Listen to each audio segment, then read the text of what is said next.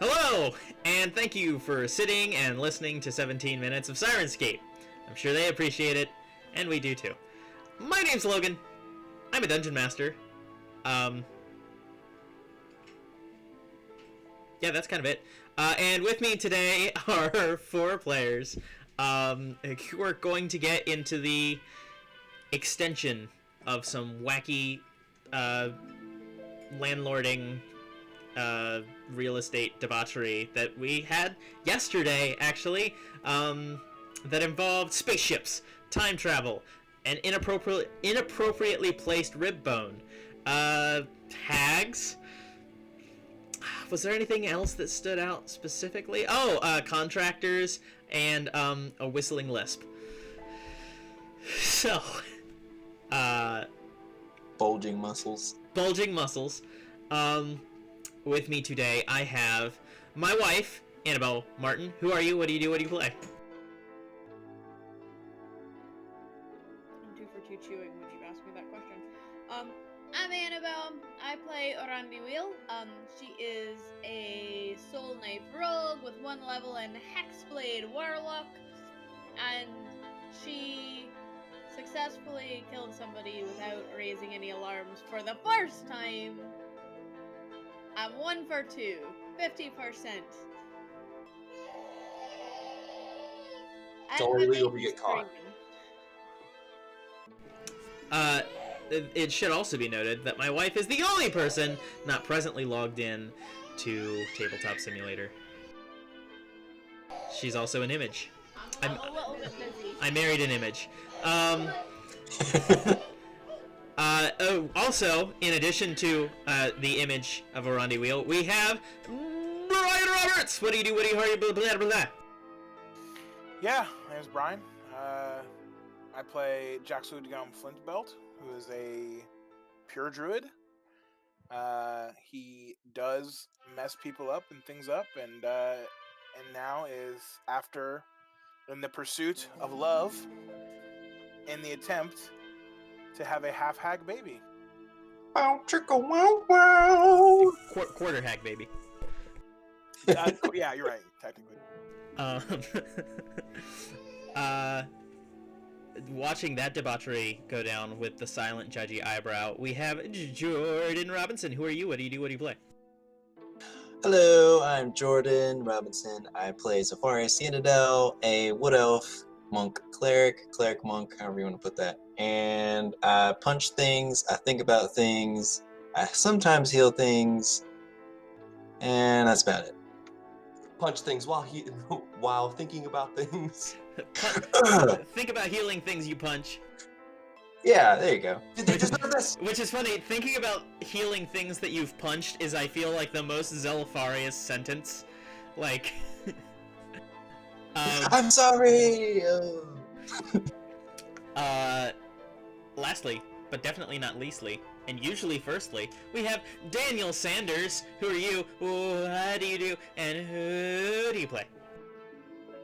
Hello, I am Daniel Sanders. I play a high elf wizard fighter named Cerberus Lenegoth, and he's currently having an identity crisis. So I have to figure out which one of him that I would like to be inside of, I guess. Yeah. Wait, word that and just keep it like that. Sexy times 2 now? Oh god. Exactly. Now what happens if they have sexy time with each other? Is I'm it the age-old, is it masturbation or incest? Incestation? Technically, I'm gonna go masturbation because I mean, It's just a handshake with your future self. Finally, I actually got Dan with a sex joke. Normally he comes back so fast. Ha, he comes back so fast. it's a problem I'm working on.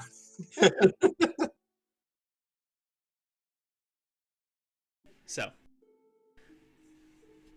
I believe everyone got some errands done, Orandi especially.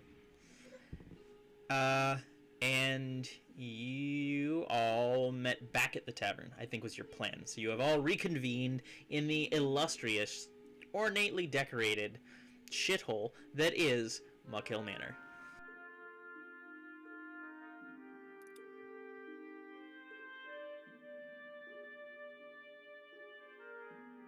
All right, well, we're all reconvened here.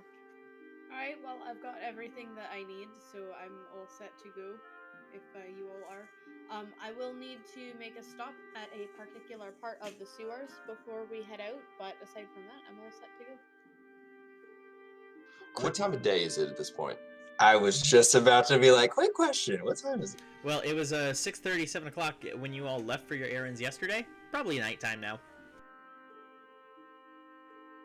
Okay. Again, I apologize, but could we hold off perhaps till morning? I have something important I need to take care of back at the temple. Yes, I was going to say, perhaps since it's getting, close to night, maybe we could rest and then reconvene early in the morning, and I could make us a nice breakfast before we go out. Charlotte, yeah. sounds fine for me. I think that's agreeable. All right. I actually have to go check in at the temple, my temple, as well. So I will see you all in the morning. Where do we want to meet at?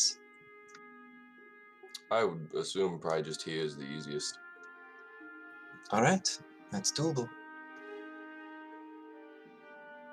Yeah, I'm gonna peace out and go to the Temple of Maelstroms. Going to the Dragon Temple! All right, I'm here. I'm going to cast Animal Messenger.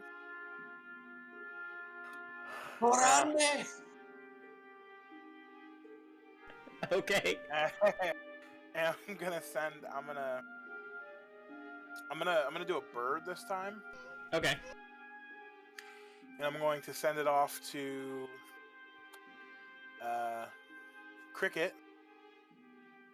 See if I can find Cricket, and I'm gonna say, "Hey, I do have a nice room back here. I got a nice little bed, and if it's available for you as well. With me, So when you get done doing that, the house is all clear now. Muckhill Manor is all clear now. Yeah. So if you want to come back and we can have a drink or do something for the night, and then I'll send it off. Just roll me a quick persuasion check. All I'm just gonna say is Jack's got fucking game. Hardcore. Just send a turtle dove out with your booty call. 14. Okay.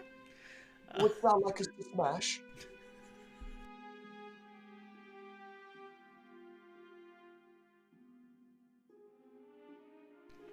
All right. So Cerberus is going to the temple. Jax is waiting on a reply bird. Jax is just waiting for that tweet. DM'd with a tweet. Arandi, what are you doing? I am gonna head out to the Burlock and turn in the contract then.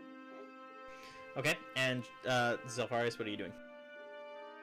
I'm going to the Temple of the Platinum Dragon. Okay, cool. So, we'll just go in camera order. Actually, we'll do Arandi since she left off with the most recent quest thingy.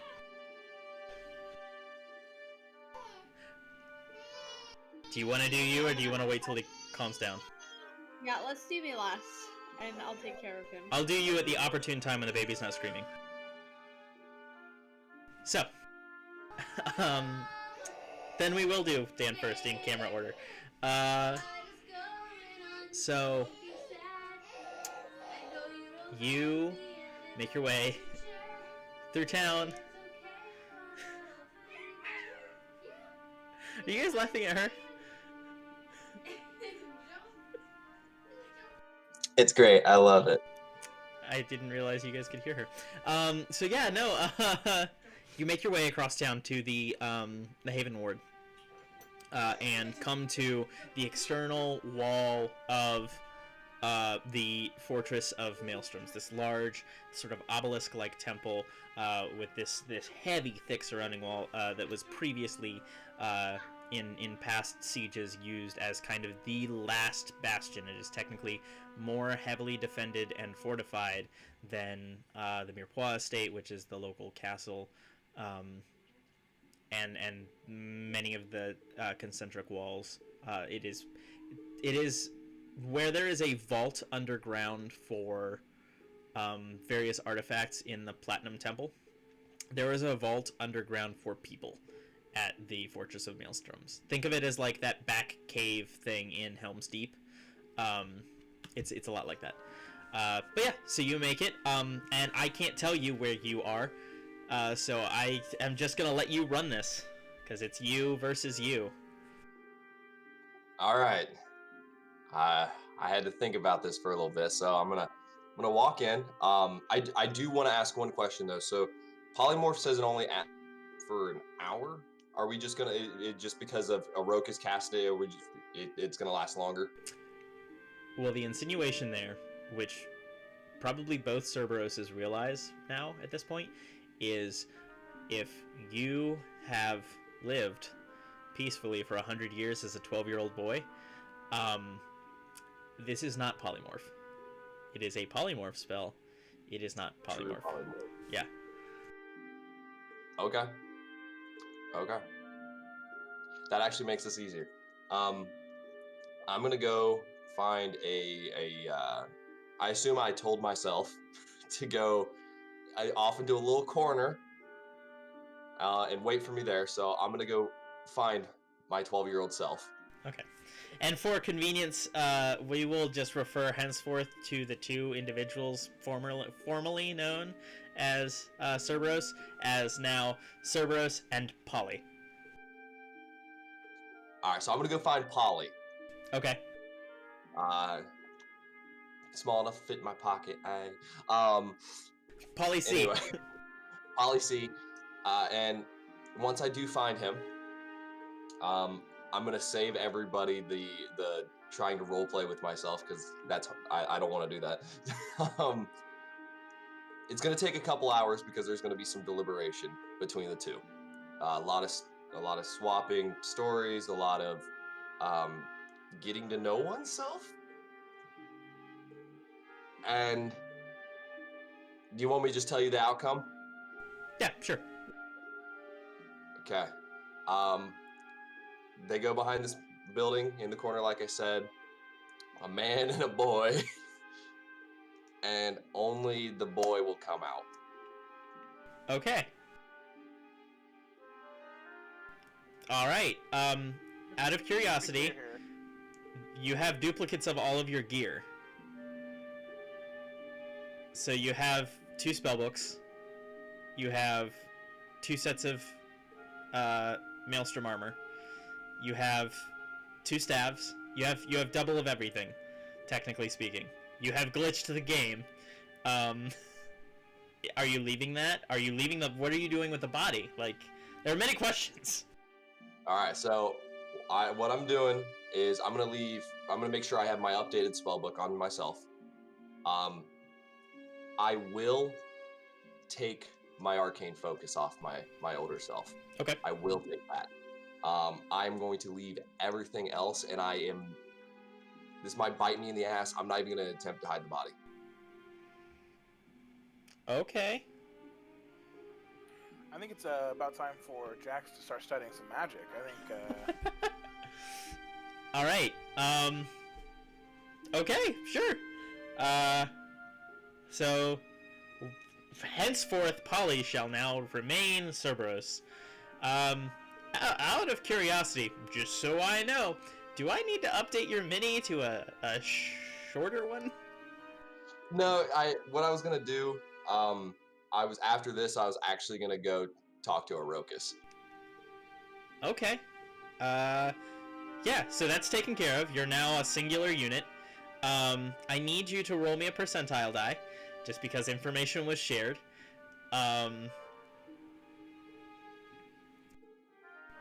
If it's above a 90, there's a temporal distortion. Woo! 88. Oh, bitch! My Bitch. butthole clenched. You are a lucky motherfucker. Okay.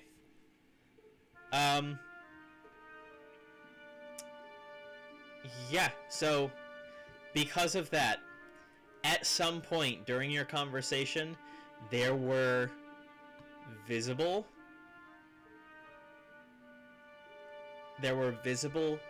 signs of transplanar and temporal incongruence that would have probably interrupted your meeting with yourself. So your death probably came at the hands of, we can't continue, like, we can't keep seeing each other like this. And then, you know, which I will say is what rectified that temporal distortion, your lifeline separation then convened into one direction. Whew! That would have been bad combat. We'll get to Orokus in a second. Zalfarius, are you doing anything narratively? Yes. I would like to find the master and Orokus? speak to him. Okay. Yeah. Yeah, it's so close to Orokus. Yeah. So we'll do Orokus, then we'll do Orokus, and then we'll do Cricket. I think Jax is doing cricket. Oh, he doing cricket. Cricket.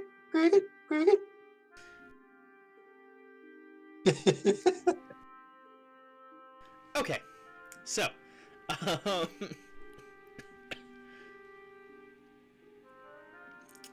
he is, not in the temple main, which is normal for this time of day. He's normally either in the main, chambers, or he kind of goes to bed early. He's a little older, probably asleep, but you can wake him up if you'd like to. If he's asleep, I won't wake him. I will just find.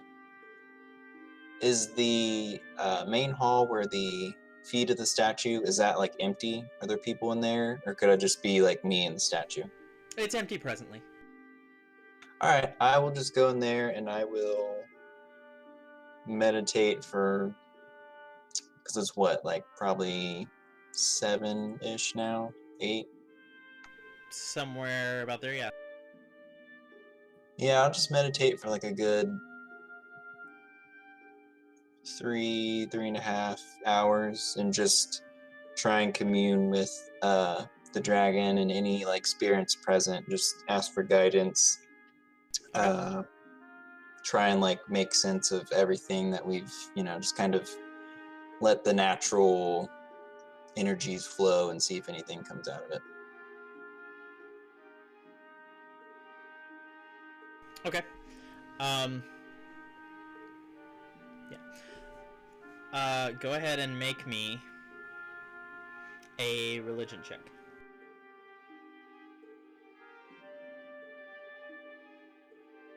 Not a terrible roll. That was a 12 plus 15. 15. Okay.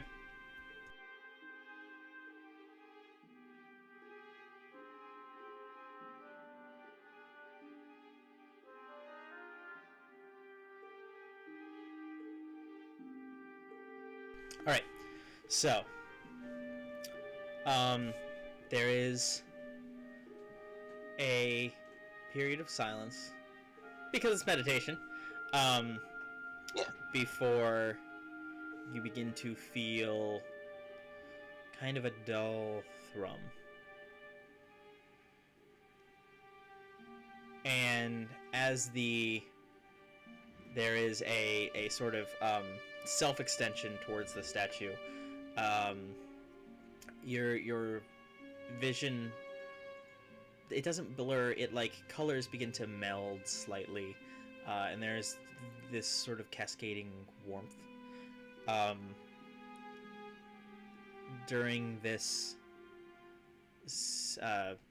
the extent of this meditation, the statue begins to fill, and while the feet remain stone, a sort of ethereal avatar of the dragon begins to build in the place where the statue would have filled that space. It's not necessarily animated, it's more of a recreation of what was once there. But it is, even though it is technically the manifestation of an ethereal statue, it is specifically an avatar in micro form of the dragon.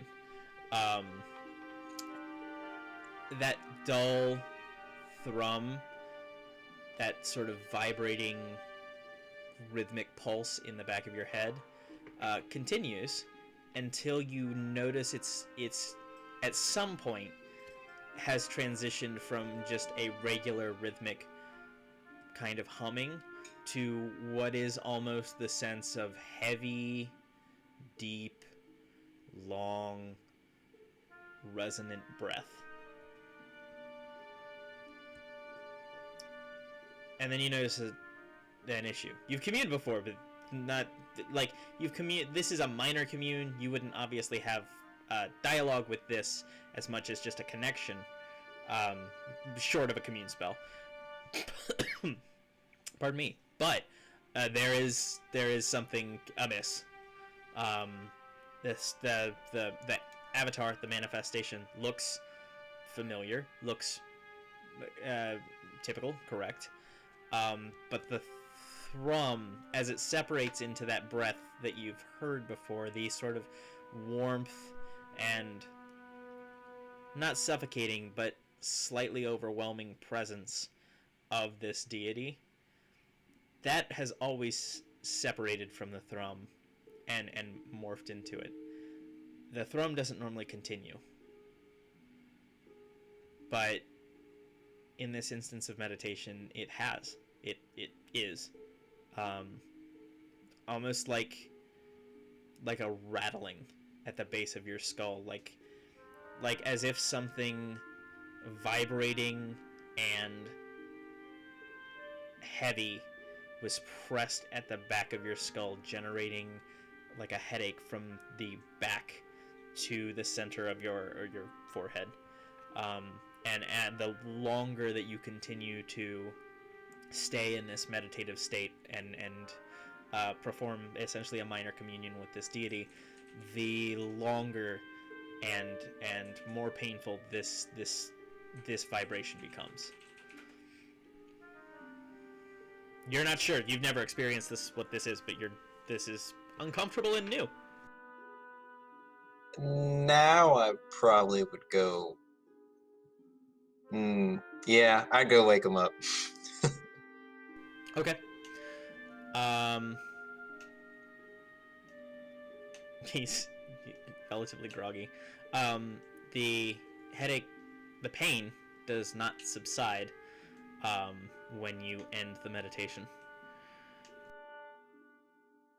Your vision is slightly blurred as you stumble your way into your master's chambers. Who rouses? Zelfarius, can I help you? Sorry to wake you. I was just trying to meditate with the dragon, just a minor communion, and there was something different this time. I still feel a pain. Normally his presence is, as you know, warm and you feel the thrum almost like his heartbeat or breath. But this time it didn't separate. It was like, I don't know, there's something off. I'm not sure what this means. I've never felt anything like this before. Well, we can't rule out that it might just be a headache at a slightly inconvenient time, but let me take a look. And he begins giving you essentially a medical examination, asks you if you've received any head trauma recently, things like that, before he casts a few spells, detecting curses, things like that. At which point he looks slightly confused. What is it? He doesn't say anything. But you do notice that his eyes flash with something familiar to you. He is using Eyes of the Grave.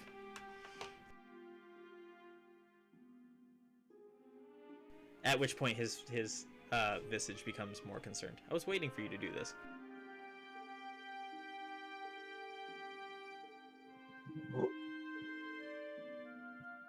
I don't know. I don't know what to say. I recognize those eyes. Am I dead? Well, from my examination, you have a pulse. You are breathing.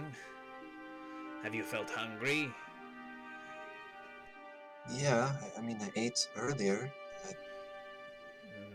The undead do not normally eat unless afflicted with something like vampirism. And then their diet is particularly demanding. There is some semblance of necromantic energy, but you are not undead.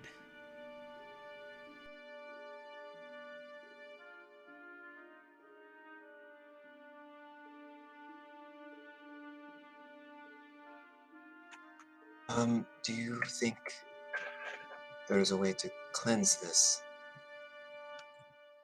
I mean, we could attempt to remove a curse, but I do not know if this is a curse. And necromantic energy is not particularly bad. You could just be suffering the effects of, like a residual healing potion, perhaps. I mean, we did have an odd encounter with, von Stein. He appeared to us through some kind of magic. And I described that whole encounter that we had. But I would I'm not sure. I would need to see your friends if I were to learn, if I were to want to investigate whether or not that affected all of you similarly. All right. Okay. Which, DM, by the way, the necklace that I never did technically give back to Rokus. What is that? Is that a proof of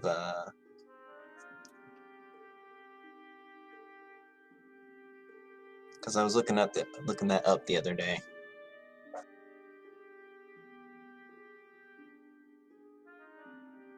Amulet of proof against detection and location.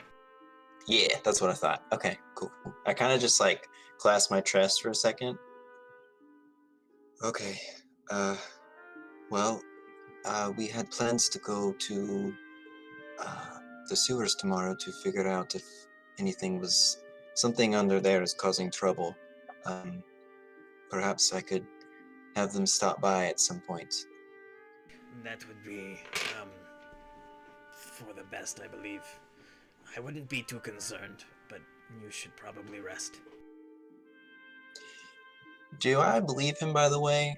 Is there any, does he seem to be, like, holding anything back? So here's the thing, and this is something that I DM incorrectly. Insight checks are not technically lie detectors. Insight checks aren't really for telling if someone is lying to you. It turns out that insight checks are for you to identify an NPC's traits, ideals, bonds, and flaws to change the difficulty of social encounters. That's actually what the skill is meant to do. Yeah, so you could make an insight versus... Here's the thing is, if you start using it as a lie detector and I roll persuasion and I roll really high, or I roll deception and I roll really high, you're not going to trust the NPC either way, so it ends up not revealing any information. Yeah, it's not so much... I don't think he's lying. Is there anything off about him? Like, does he? Or I just want to see if I can gauge like the reactions if he's like holding something back. Sure. Body language. Yeah, I'll let an insight check cover those things. But moving forward, like insight versus deception, like it gets kind of weird. It's not just like a lie detector thing. It's you know how like if you have a really high social score in branching video game things, you get either more dialogue options, or you get to see like personality types or things like that. Like in Mass Effect, yeah, your passive insight is more like knowing what to say to a specific person, and less like, hey, is this motherfucker lying to me? Is this player lying to me? Who the fuck is lying to me?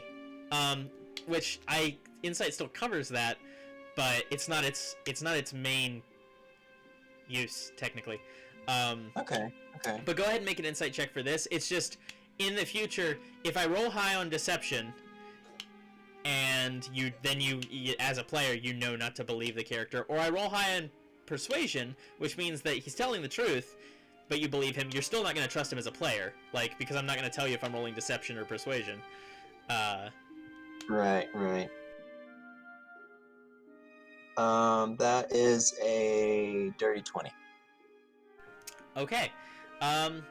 He seems confused. He seems, to an extent, this is a little bit of an older person being like, you just need to sleep this off.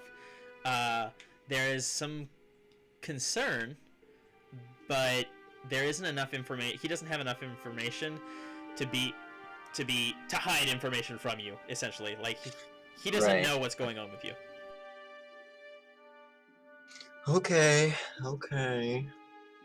Guys, it's starting to get into some of my long game, long con stuff. We're starting to... Yeah, we're just now starting to open up here's the really, really, like, here's the stuff you're going to be talking about, like, a year from now, while we're still playing. You're like, oh shit, that's what that was? Okay. Alright, I will just... Okay, sorry for waking you. I don't know, there's been a lot of things going on in the past 4 days. 4 days. A lot of things. There has been some sort of convening of many forces, it seems. Oh, also, I was wondering if... Do we have access to any scrolls of, regeneration, perhaps? Or could I work to acquire maybe a favor to have that given for me to be able to use?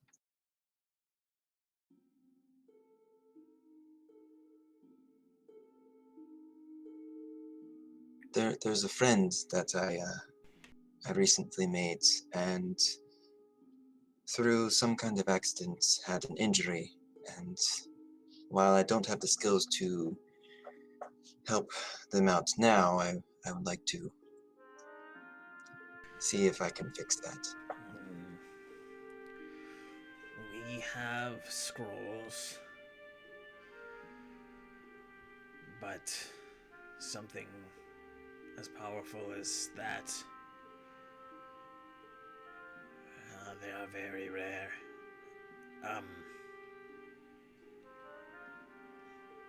I could look, but it would be difficult for the temple to part with them, as such magics are saved for emergencies and nobility, things of that nature. So I figured as much. For future reference, things like that, you might maybe be able to pull like a 4th or 5th level scroll for like a really important thing, like this scroll is necessary to kill this minor bad guy. Other than that, like doing clerical work will get you like 3rd level scrolls, but the clerics will scribe you, like if you have a 1st level or 2nd level spell you don't necessarily want to expend a spell slot for.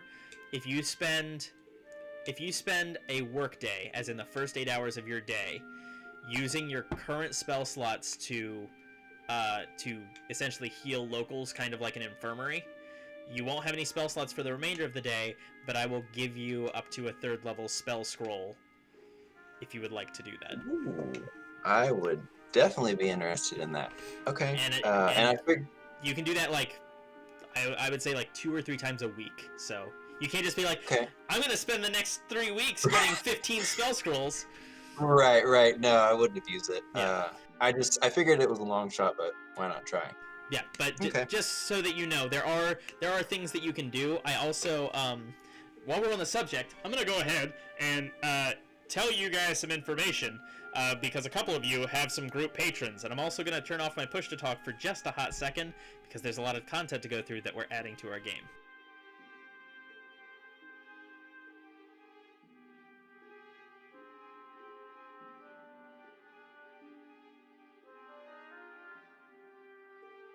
So, Yeah.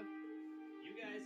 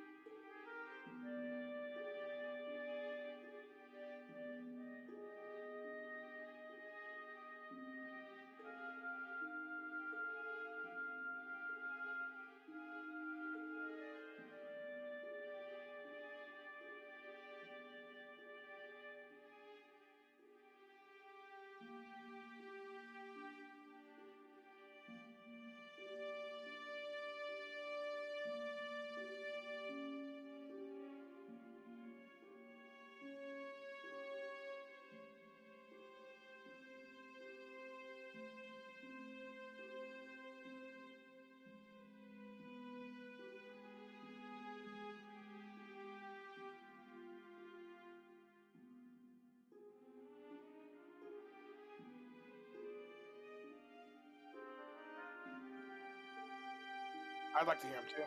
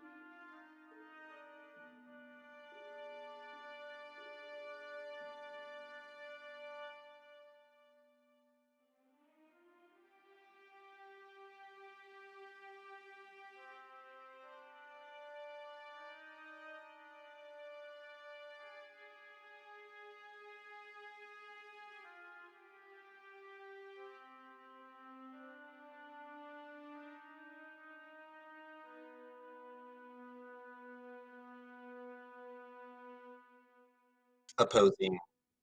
Yeah.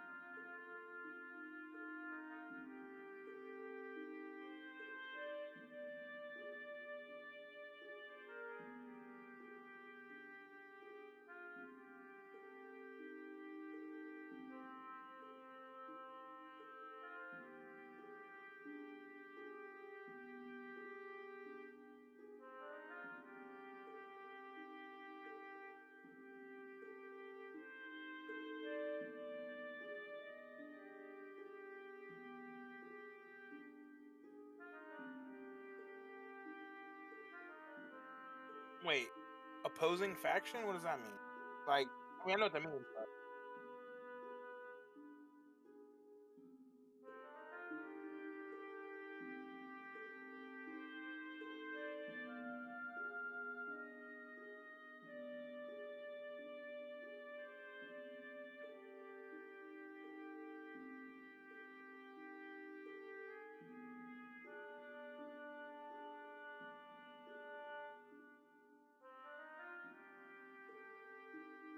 It's like bad blood.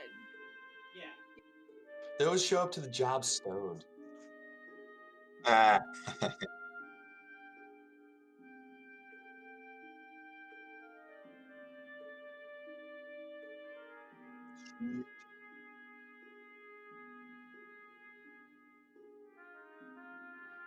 Cool. All right, one last thing, and then I'll be done. Just want to. None of what I just said ended up on the stream because I didn't have the push to talk on the stream turned on. I just explained a bunch of rules to my players. I'm so sorry. I am super dumb. It's all good. It's all good. I just want to. Would I know? Would it cost? How much would it cost to send a letter home? Ooh. I could send you an animal messenger. I don't know if it would make it there. Well, because it. Right far away. I don't Like, think. Yeah, I think there's a it's rating. like as far away as you live, I'm pretty sure actually that your countries are butt up against each other, aren't they? Because you're on the northern part of Baradun. How many miles away is it? Like, easily You know- hundreds to thousands. Yeah, it's far. It's like on the other. We're here. It's like on the other side. Well, I mean, it says covering 50 miles per 24 hours, so technically, I think it can go any distance. It just takes time. I mean, hey, that's a free way to do it. That is. A rat shows up, just like. Hi,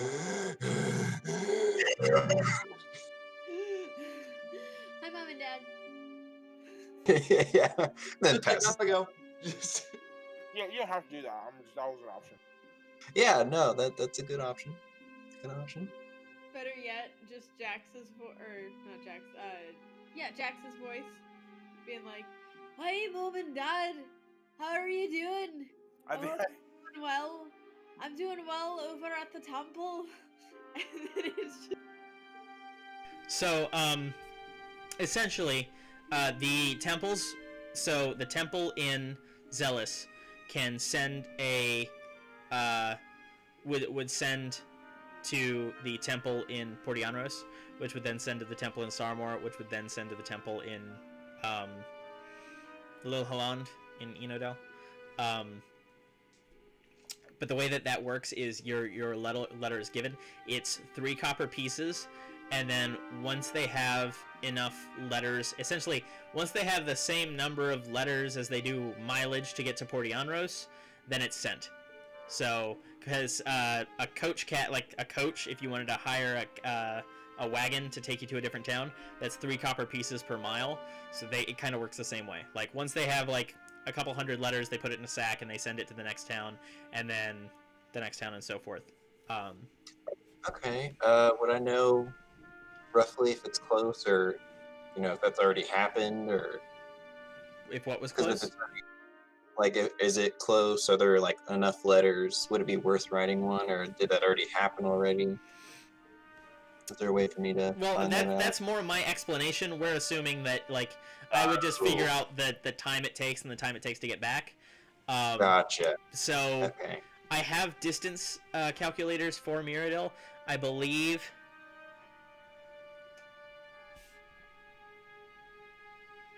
it would take 4 or 5 weeks for it to get there.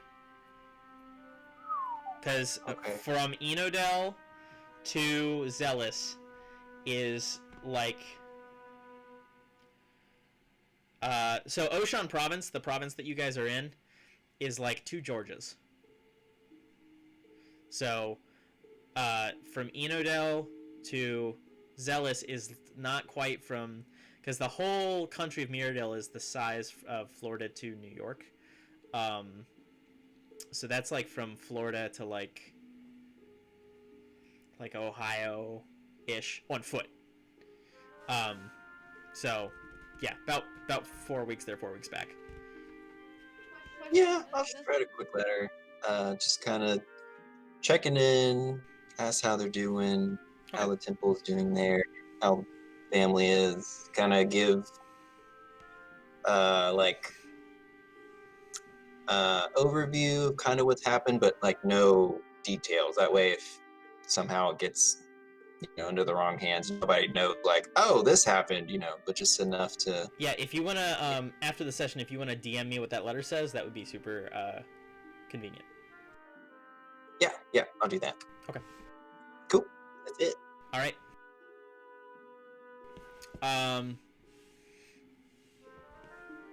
Yeah, then we'll jump on Cerberus' conversation with Arokas, and then we'll do... Actually, no. Let's get the Burrowlock done, because you're available. So yeah, you go to a certain sewer grate in a certain section of the Governed Ward. I need you to roll a stealth check, because that's still on lockdown. The DC is going to be a little bit higher. It's going to be DC 17. Can you use the bathroom? So, the paladin dice that you got me for Christmas? Yeah. I just did my first roll on them, and I got a natural 20. Oh, nice. Yeah, so that's a 20 plus, you said stealth, right? So... 28. Okay, cool. I thought it was a 30. Awesome. So, yeah, you managed to very easily slip in between alleys and things like that, making a path to the grate and then slipping underneath successfully. You've already been down here a couple times. You know where the traps are. You know where the door is. As you head in, you can smell the sort of mildewed, sour smell of spilt beer and pipe tobacco in an underground chamber. and you go into the warmly lit, if slightly dim, secret bar hideout of the Burrowlock. The standard, everybody gets quiet when the new person walks in, scene happens, and then a lot of people go about their business. You can see Jameson is currently hanging up multiple items on a rack that is hidden behind the liquor shelves, various implements and things like that.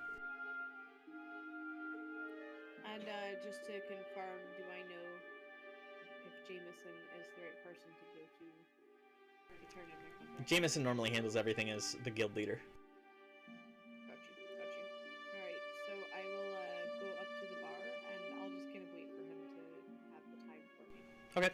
He does continue putting what looks to be metallic dagger-like bird claws onto a rack and then sliding the secret panel shut. Turns around. Oh, you're back. Did you actually do something this time, or are you just here to put more people under the bus? I have the contract to turn in, and there's another one that I located. It looks like the job didn't get completed, so... Are you looking to take that one on, or...? No, I know that individual. I'm not interested in getting myself killed quite yet, anyway. I'm not sure what to do with the rent, but I figured it would be best for it not to be floating around, so... Fair enough, we'll pass it on to someone else. That being said, can I see the rib in question? The one that I completed, or... Actually, here, here are both of them. Thank you. Obviously, can And tell. he puts the one you got from the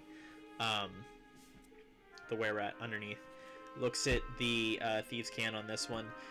Takes his thumb and smears a little of the blood up and down on the rib to try and spread it around, and then some of the glyphs that are carved into the bone actually glow.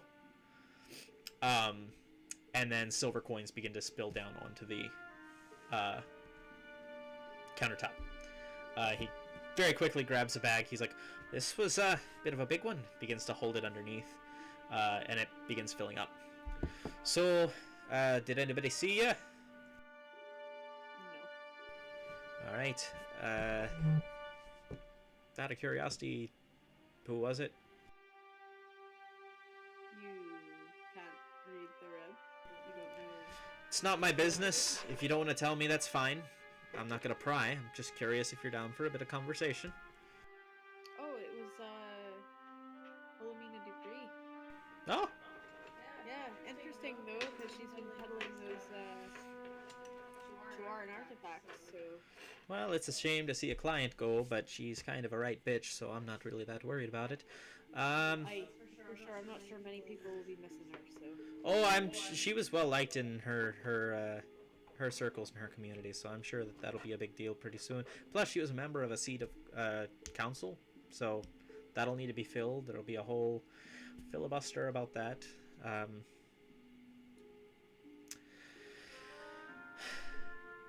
Anyway, looks like we're about done. He like shakes the last couple of coins out of the pocket dimension that is the bounty rib.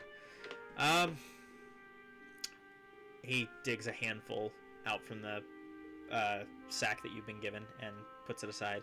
It looks about right. Is there anything else you be wanting at the moment? I was wondering if you have any more contracts at the time? You looking for big or small?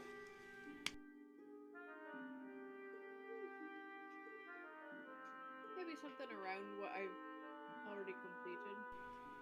Maybe a little smaller. I was gonna say, that's the biggest one we've had in a while. Oh.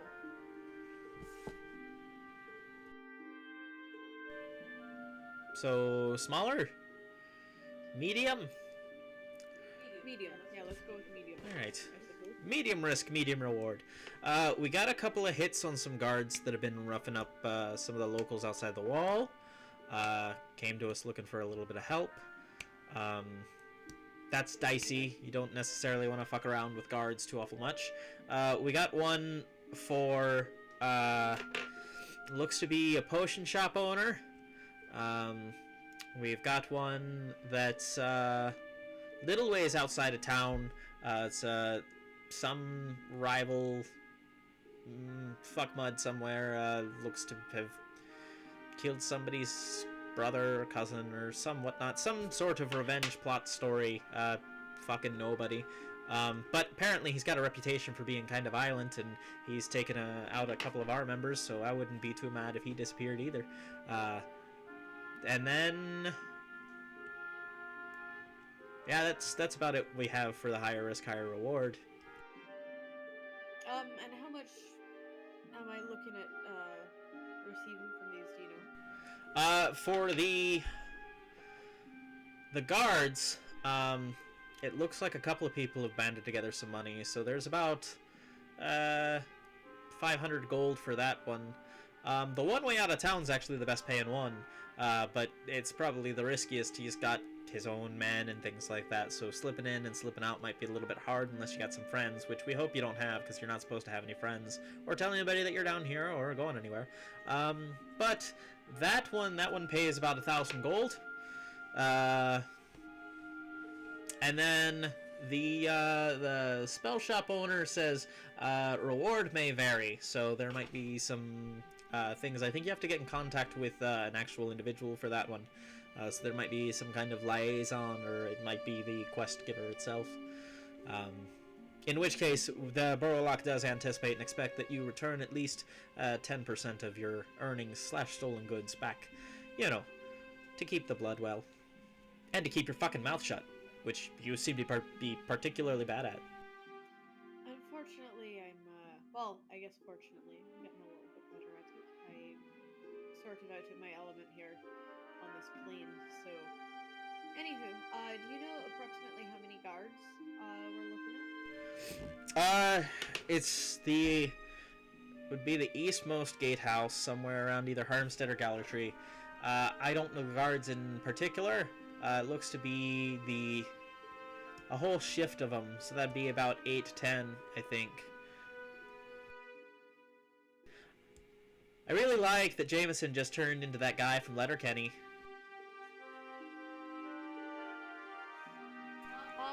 Well, I guess for now, I'll, gosh, this is a tough one. And you said you don't really have any more information about the potion shop owner? No, that one's a little bit wrapped in, you know, your standard mystery. It's probably some fuck who's gonna get himself killed, putting himself too far into what he doesn't know he's getting himself into. Right. Well, I'll go ahead and grab that. Can I grab multiple contractors? Is that how... We prefer you keep one, just because if you have one for too long, we send someone after you, just to make sure that the rib doesn't get into the wrong hands like this fuck had. So if you think you can accomplish all of them before, say, about 5 days, we give you a little bit longer to go outside of the city for that one, but if you can take care of the ones inside the city in 5 days, you can take as many as you want if you think you can get them done in time. Take on too many and we start asking questions.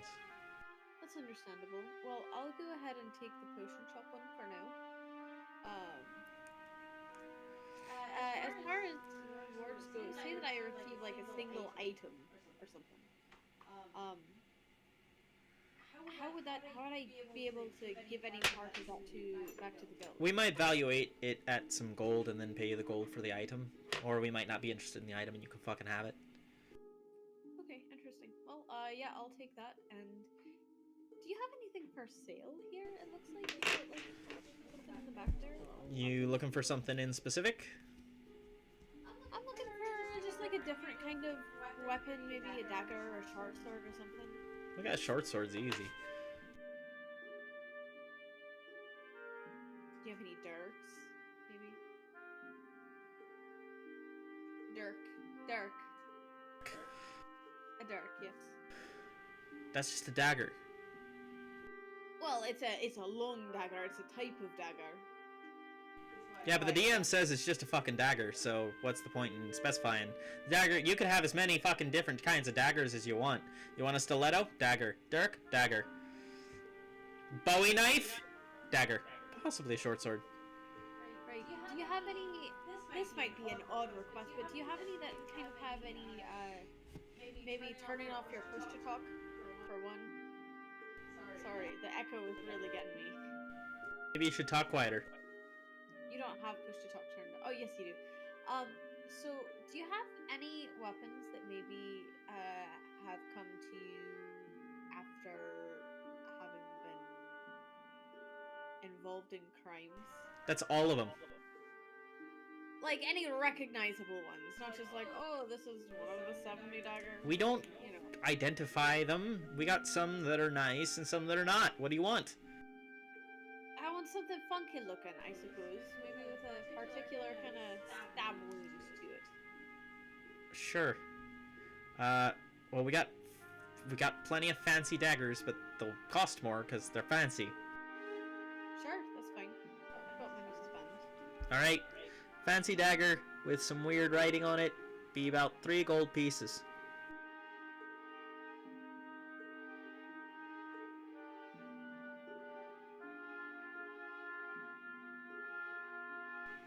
Are you interested or no? Yes, yes. Sorry, I grabbed it. I didn't realize you. Okay, how many? We got about 10. Hell, I'll take 3 of them. All right. Do you want me to just take that out of your reward, or? No, here, I've got the 6 gold right here, and, you know, no need to parse it. Well, it's 9 gold for 3 because they're 3 apiece. Or yeah, sorry, 9. That's what I meant. I had pulled out 3 initially, I apologize. All right. Anything else? No, I will just take my money and leave, unless there's anything you need from me. No, not particularly. Just you're asking about weapons and then bought some shit daggers. I'm just confused. I don't need them to be nice, I just need them to work. And, anyway, yeah. All right.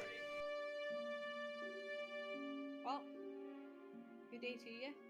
You as well. Take the money, and I'll tuck it into my pumpkin and head out. Okay. Add 3,000 gold to your character sheet. Damn. Kill pays well. Wait a second. She killed a fucking noble. Like, Ballin'. By the way, I just with all the daggers, I just imagine a hasted Orandi just like, just everyone gets a dagger. just needs extra attack. Find extra attack somehow. Take a. I would like all my actions to stab. So I don't know if you guys know. Do you guys know how many attacks Percy could make in a round endgame? Not in game, but I'm currently watching the first one, and right now he's still at 6 with a action surge. He's at 6. Wait. He uses a revolver. Oh. So pew pew pew pew or pew pew pew. Action surge pew pew pew. But then he has to reload. Or with bad news, he can pew reload pew, and then his second turn he has to reload pew reload. With his bonus action. I think hasted he can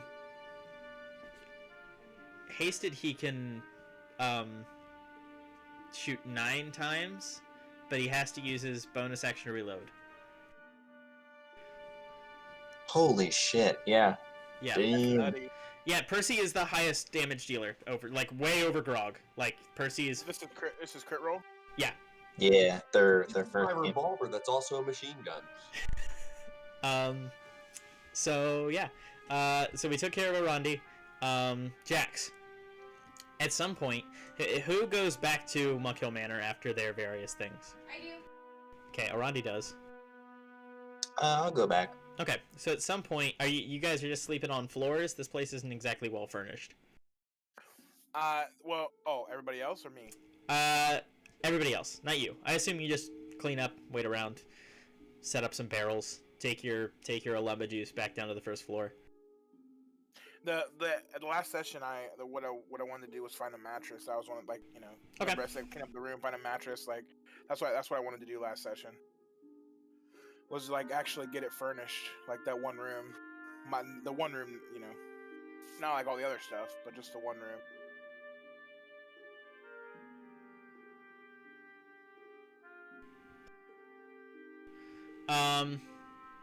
So if you want, since you didn't do anything yesterday, we can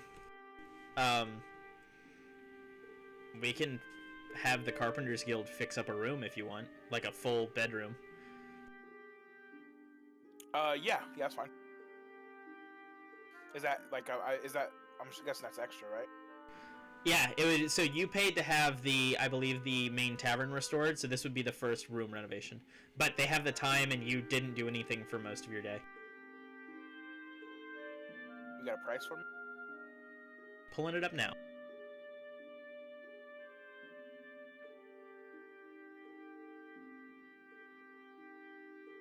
How much? Okay.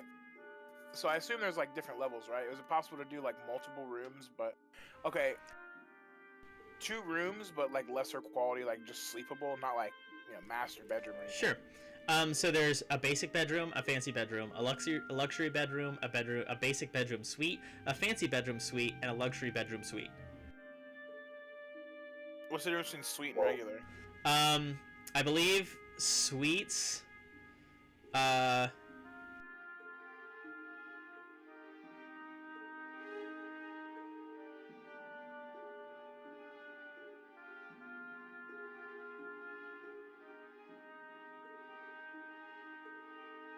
Hold on.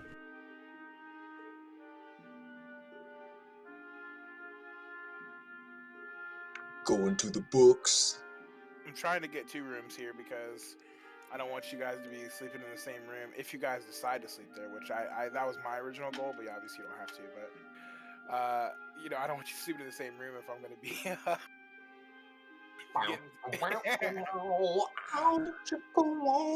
Oh, where I'll just like pull out a bedroll and tuck myself in the corner, and as I hear dwarf / hag Cricket, sounds of cricket, pleasure. cricket, cricket.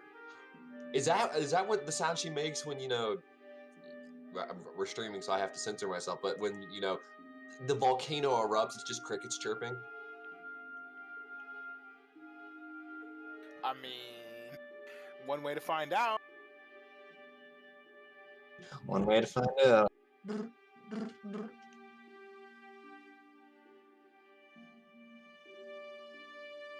I thought I had that book, but I don't. Let me pull it up online real quick. So, go ahead. Did we ever figure out who like Cricket and Beauty, they're like half hag, half like something else? Did we ever figure out what the other something else was? I think it was human, I thought. We're about to have a half dwarf, quarter human, quarter hag. That's my goal. About to have a kid with a hag. That's my goal. I love it. Logan, my question for you is when a half hag reaches climax, is it just the sounds of crickets chirping? You guys haven't read the monster manual description for a night hag, have you? I did at one point. Nope, but I got it right here. I can read it. Read it real quick. Oh God, is this like a Black Widow thing? Is she gonna eat Jax? It was a night hag, you said? Yeah, just look up the description. Read it out loud for the class while I find a book. Alright.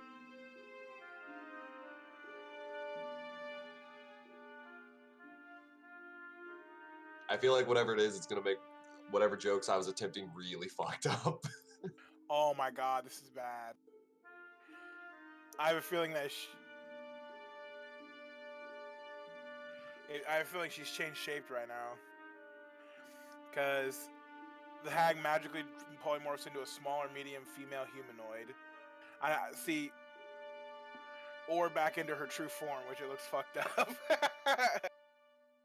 I don't know if that's happening by now. But... Oh.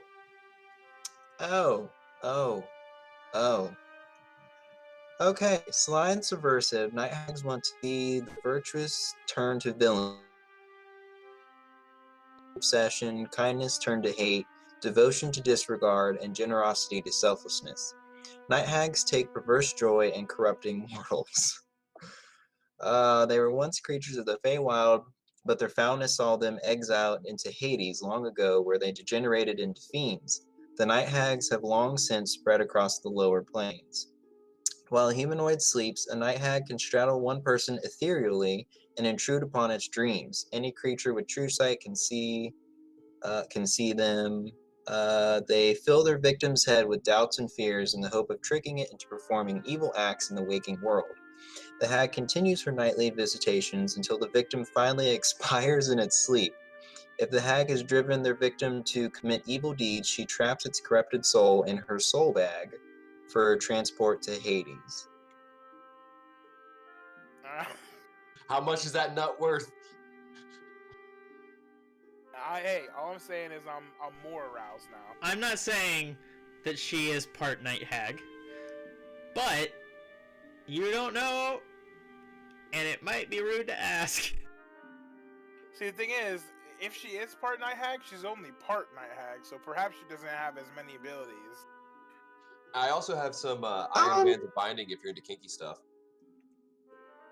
It does say a protection from evil and good spell cast on the target prevents the nightmare haunting, as does a magic circle. So, just come to me, I'll bless you a little bit, and you can get your freak on, I don't literally judge. have a cleric bless your union.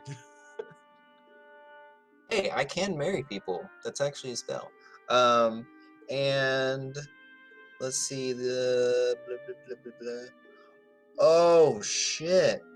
Okay, if she can do this nightmare shit to you, so if these visions last for at least an hour, the target gains no benefit from its rest, so you get exhaustion.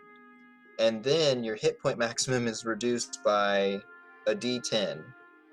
If it reduces you to 0, you die, and a greater restoration can restore it, but I don't have that yet. So yeah, tread lightly. I mean, hey, we've communed before, and I'm fine now, so I mean, that's 100% success rate right there. hey, you Keep going till you fail, man. That like, there's no, well, yeah, I guess you wouldn't know. I don't know. Just don't get on her bad side. How's that? See, the thing is, I mean, even if I die, I'm going out like a champion, right? It is what it is. Okay. Right? I couldn't find the book and I couldn't find the thing online. I believe a bedroom suite is a single large bed with like an attached bathroom. However, in order to build a luxury, so anytime you want to build a luxury anything, you have to have servants for it. So like individual bedrooms have their own attendees and things like that. Your place is not that nice. You could potentially build a luxury suite. However, it would be to renovate 22,000 gold. All right, so here's the deal.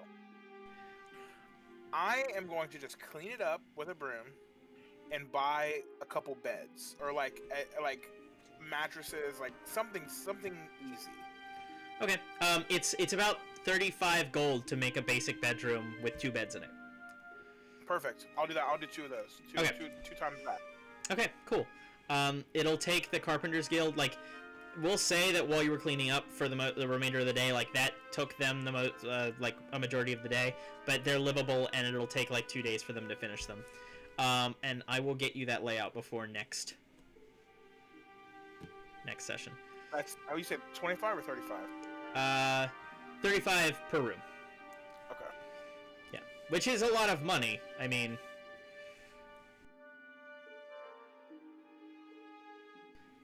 just because Arondi just got 3, like, I want you guys to realize, like, assassinating the Duke of Zealous would have only cost a little bit more than assassinating Palomina Dupree. The reason it was easy for Orandi is because she spent 4 days staking the place out, already infiltrated the building once, and can turn fucking invisible and kill people with her mind. So, like, I know that it seems like the Benny Hill music plays every time Orandi does something sometimes, but if you look at it strategically, she is kind of just an awkward killing machine. I couldn't have made it that much more difficult without making it making this woman disproportionately guarded.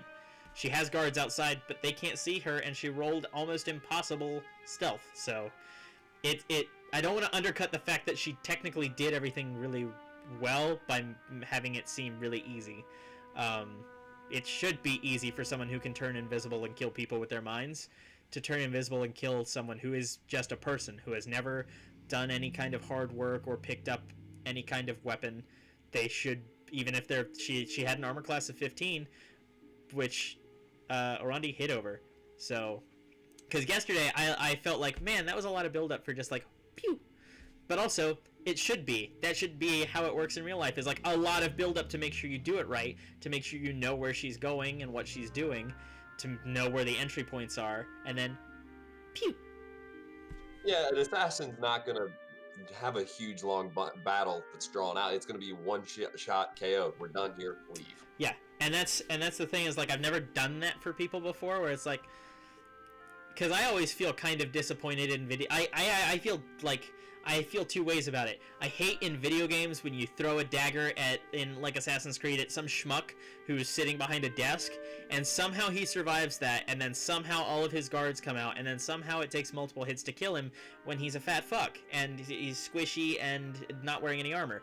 That blows my fucking mind. At the same time, I've also played games where I am like, my first playthrough of Skyrim, I maxed out Conjuration, stealth, and archery, and just used the bound bow for everything.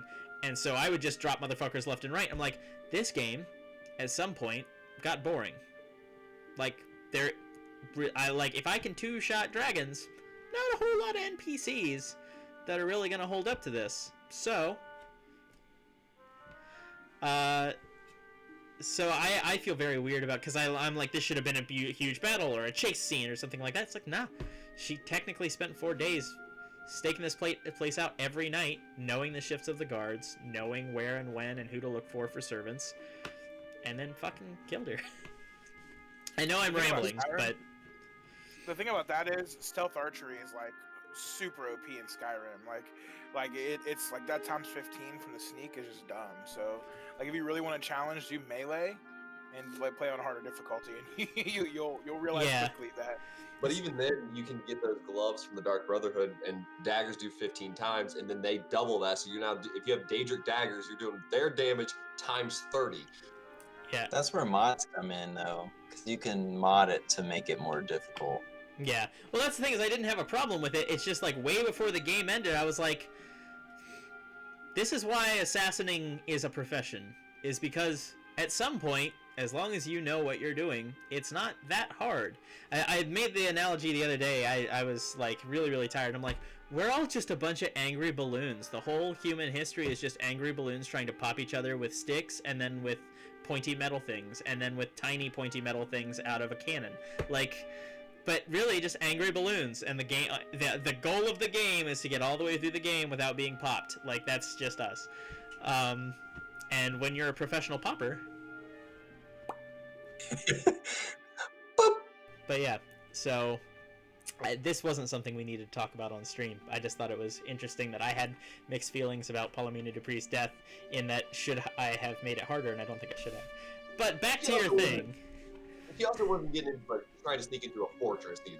Yeah, it's just an estate. Or like like Orokus's house, which is, probably magically defended, and he would, know, oh, what's going on, Yeah, and that's the thing, is like, I think Palomina probably had she probably had magic artifacts she didn't know how to activate, and she probably had artifacts that she thought were protecting her that were just some shit, like, that she got at a flea market. So, yes, makes sense. Orokus could kill all of you. Orokus just proved that he can cast a 9th level spell on the wizard. Like, he's not to be fucked with. But yeah. Anyway, back to our game. So, at some point during the day, all of the rooms are built. I can't believe we got on such a huge tangent. It's okay, there's no time limit today. But all that happened.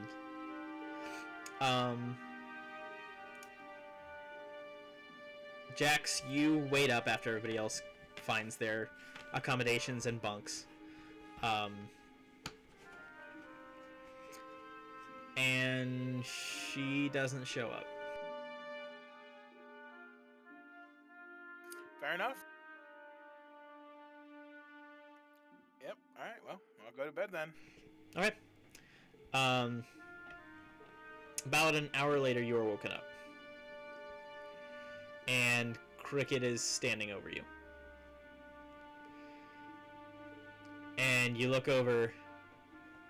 Groggy, roll a perception check real quick.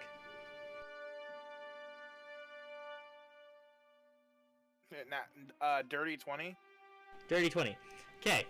You also notice that Beauty is standing right next to her. I was gonna wait to see what your response was based on whether you saw that or not. At which point, Beauty pipes up. So Cricket brought me here to tell you that she's really grateful that you sent her a message and that we were allowed to come back. And, like, we're really happy that we can stay here and stuff. Can I go now? And Cricket just shakes her head no. Hi, yeah, I mean, my home is your home, you know? Obviously, you know, I want you to have a place to stay if this was where you were staying before. Do you have a place to go from here? We normally just sleep in the rafters because nobody looks there and it's safer. So that's probably where we'll stay tonight. But, you know, maybe if we could, like, I don't know, find some straw or something to put in the tower would be more comfortable than... Like, I fall off sometimes and it's really high up. Well, I do have another room over there. I'm not sure. I think there were 2 beds in there. Oh, we went in there, but there's a little boy in there. Or no, he's not a little boy because we haven't done the Orokas thing yet. That's has yet to happen. There's a bunch of elves. Wait. I'll go have somebody get the. I'm sure one of them has a bed, Matt. They can sleep on the floor. You can have the bed. No, we're okay for tonight. But we just wanted to say thank you. We're gonna go ahead and go upstairs. All right. Okay. Okay. Thank you. She, like, skips out, and for a second, Cricket, like, reaches down and puts, like, a hand on your chest. And then she leaves, too. I love it. Pornhub interest starts playing. Stop. Don't ruin a good moment. No, I'm sorry. Okay, rewind real quick. We're gonna go. You end up at the exterior of Orokas' home. All right. I would. I'll make sure I did take the Cloak of Elvenkind off of my older self. Make sure I have all that stuff on me. Okay. I'll go up to the door and I'm just gonna give it a loud knock. Okay. There's a moment, and then in not his robes, but in just a long sleep shirt, Orokas comes out, looks down at you. Can I help you? Hi, long time no see. Yeah, I'm doing that voice. Do I know you? Kind of. My name is Cerberus. I've met Cerberus. He's not... Are you a child now? I'm confused. Come on in. He just turns around. This Orokas technically hasn't experienced the time travel, the spaceship, the arrest, any of that. Yeah, I'll follow him inside, keeping my hands straight down to my side so I do not touch a painting. Okay. Yeah, as I follow him in, I'm just gonna kind of just start talking like, so yeah, I've been gone for a while, and I was hoping you could maybe cast dispel magic on me or something? I don't really have that spell. I'm a little tapped for the evening. It's like midnight. Very well. And then there is a knock on the door again. Do you mind getting that? Sure, I guess. I'll walk over and I'll open the door. Okay. It's Orokus. But he is in full Lazarite colloquium garb. Oh, you got here before I did. Well, that's alright. Have you made a mess? I don't think so. I'm How long have you been here? just here. I've only been here for about 30 seconds. Oh, that wasn't that far off then. Alright. Excuse me. He, like, brushes past you. The other Orokus looks like, not confused, but like, oh, and exhausted. And then the fully garbed Orokus just steps into him.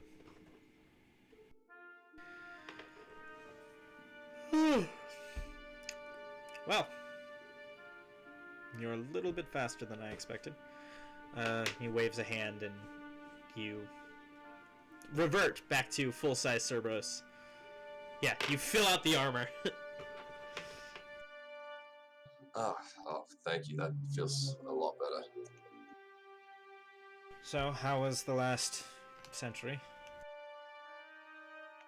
To be frank, very boring. Kind of watching yourself and knowing everything that you're gonna do. But it allowed me to fix the problem. Did you make any other adjustments?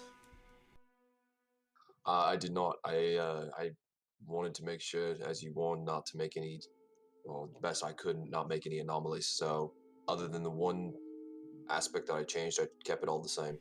Very well. How do you feel about it at this point? Well, I'm torn. I was able to fix the problem, but well, there can only be one of me, and there is now only one of me. So I'm glad I fixed the problem. And I guess we'll see if we'll know in time if it was worth it.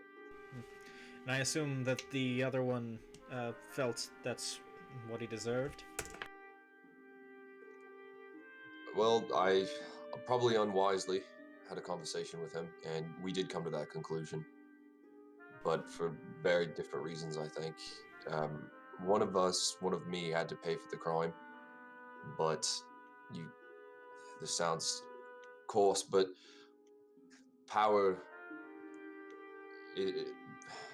we're more in need of power than innocence right now. And two birds with one stone, I pay for my crime and I get to keep the power. And that's as it should be. It sounds like everything balanced out in the end. So I guess my next question is, what is our course of action?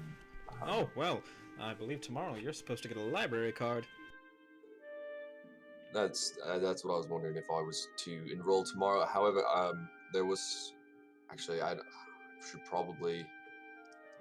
How do I balance the group that I travel with the studies and the library, the colloquium? How do I balance these things? Oh, that's relatively simple.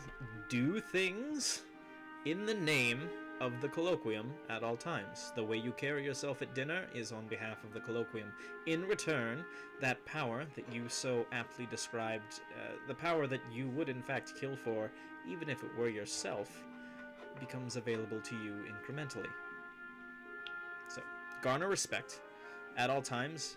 Make sure that the reputation of the colloquium is your foremost thought, and if you happen to find things in your travels, we would gladly take them off your hands. There seems to have been a disruption in the state of affairs between the colloquium and the less than fit group of artifact protectors on the other side of the city.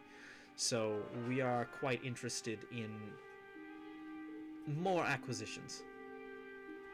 Study, putting things to use instead of letting them rot in a vault on the other side of the world. If something were to happen like the incursion of Yorfax Cruor during the Second Age, it would behoove us to have weapons at the ready instead of waiting for the elves to divvy them up as they see fit. Very well. I can actually agree with that. Weapons of power need to be used, regardless safely, but they still need to be used in defense at the very least. That's my feeling as well. I was actually interested potentially in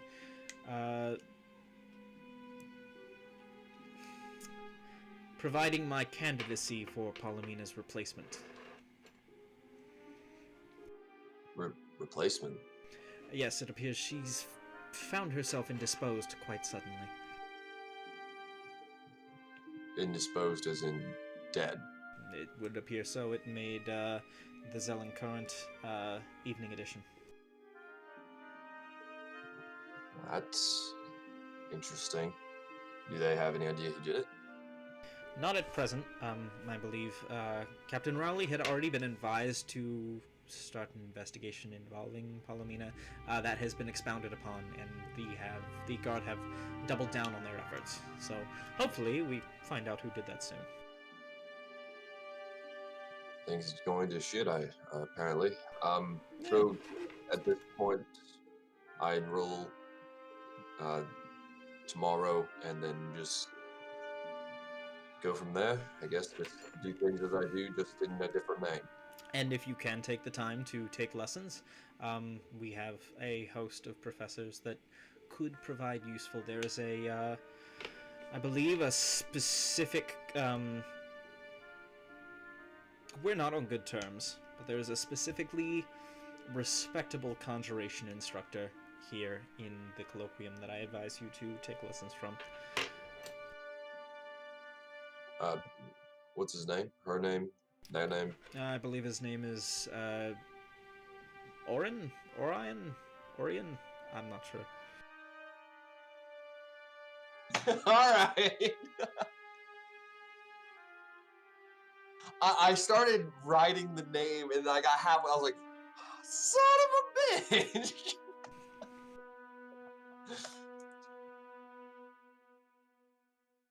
Alright, Orion. Auroran.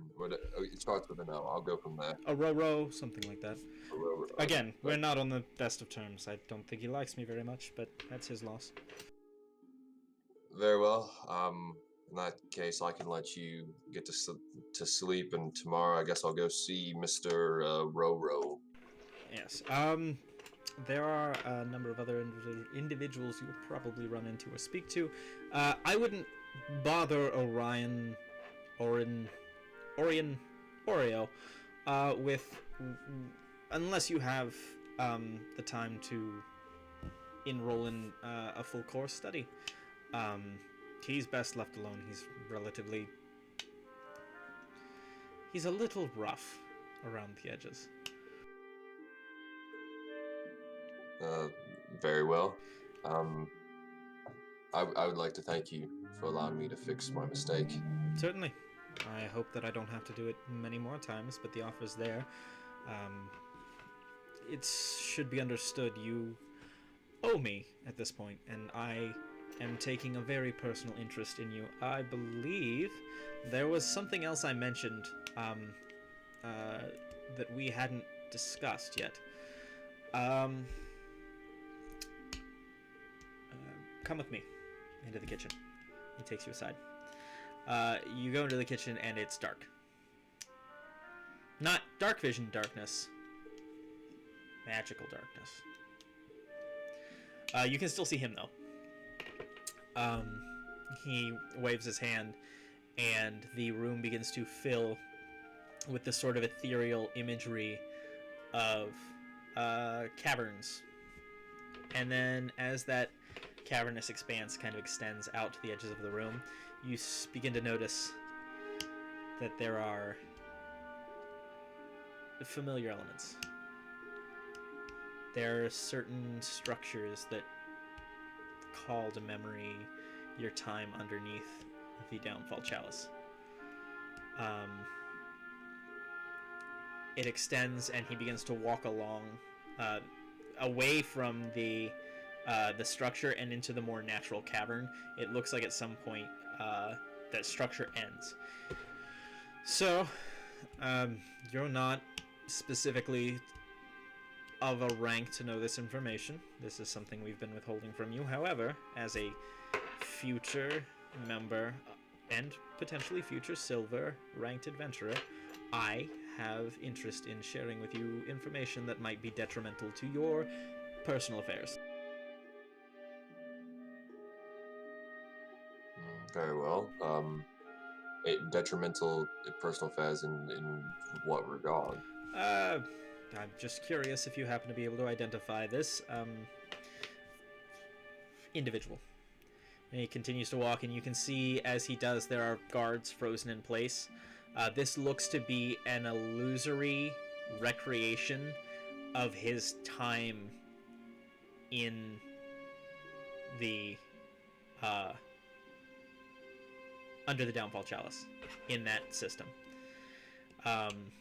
And he moves into a final chamber that you notice is large and circular. And there are a couple of offshoots of tunnels. This particular chamber is very dull and faintly lit by gatherings of purple mushrooms that are sitting in about 2 to 3 inches of water in the center of this cavern. The edges are sort of raised, almost like steps. You can see a number of bodies on them, things like that. And in the center, well, before we get to the center, there are 2 other objects on the walls. In front of you, there's a large dais, almost like an angular cutout wedge that goes up about halfway to the ceiling, upon which you can see some kind of pedestal or plinth or something like that. This should be familiar to you if it's not already. And then behind that, suspended on the wall behind the plinth, there is a large staff. It appears to have carvings, like 2 snakes wrapped around the center of the staff, behind which are 2 open bat wings carved into the wall. And upon the head of the staff, you see a cloth covering, like a round orb with a cloth covering, and then like a copper crown has been placed upon the top. In the center of the chamber, there is what appears to be a very old, very distorted transmutation circle, with elements of necromancy also written and kind of juxtaposed into the circle.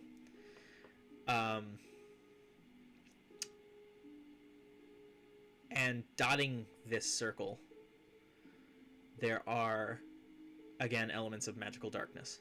So they're almost like beneath the water, there are very large, probably 10 to 15 foot wide puddles of just black.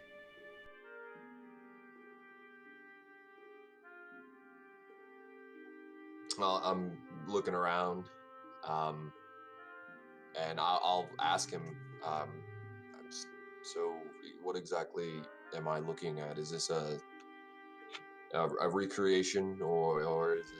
It's mostly a memory. So what are we here to, you said identify? Yes, follow me. He begins walking, and it's not a 1-to-1 ratio. As you guys walk, it's almost like Google Maps is zooming. So it's not like you're really walking through, but as he walks and begins to climb those steps up to the top of the dais, you kind of like, you move that direction until you're on top of the stone plinth.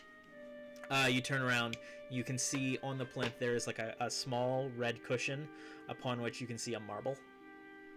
And then opposite that, on the wall, above above is the staff. He begins with, I've already taken a look at this myself. There isn't any kind of temporal distortion, which, if you're interested, I can teach you how to detect. So this is a congruent timeline, which puzzles me. There is also traces of necromancy on this object. Is similar to the piece of flesh I was able to take a look at with the help of Ilya, Delver von Stein, that you met on your first outing.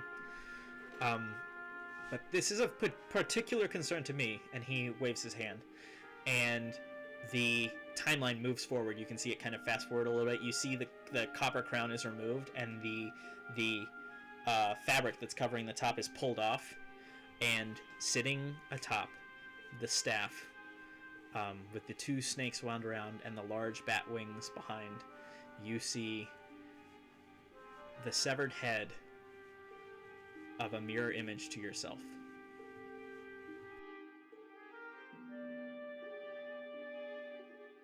I'm just gonna kind of stare agape at it and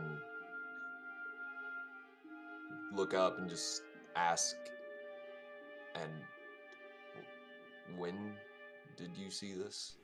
I was brought down to study this after the guards found it. I'm not sure if you're aware, but they had to detain a rather deranged djinn in the Unterworks. Or, well, that's not technically the pseudo Unterworks that have been built below the Downfall Chalice. They lost a number of men and continued their forays. I was able to detect that these dark spots here on this transmutation circle aren't intentional. They, well, as far as we know, they're not part of whatever ritual was being held here. It appears to be bridges to the home plane of a particular female friend of yours.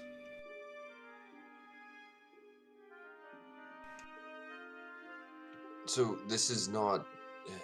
This has nothing to do, I assume, with why you just said this earlier.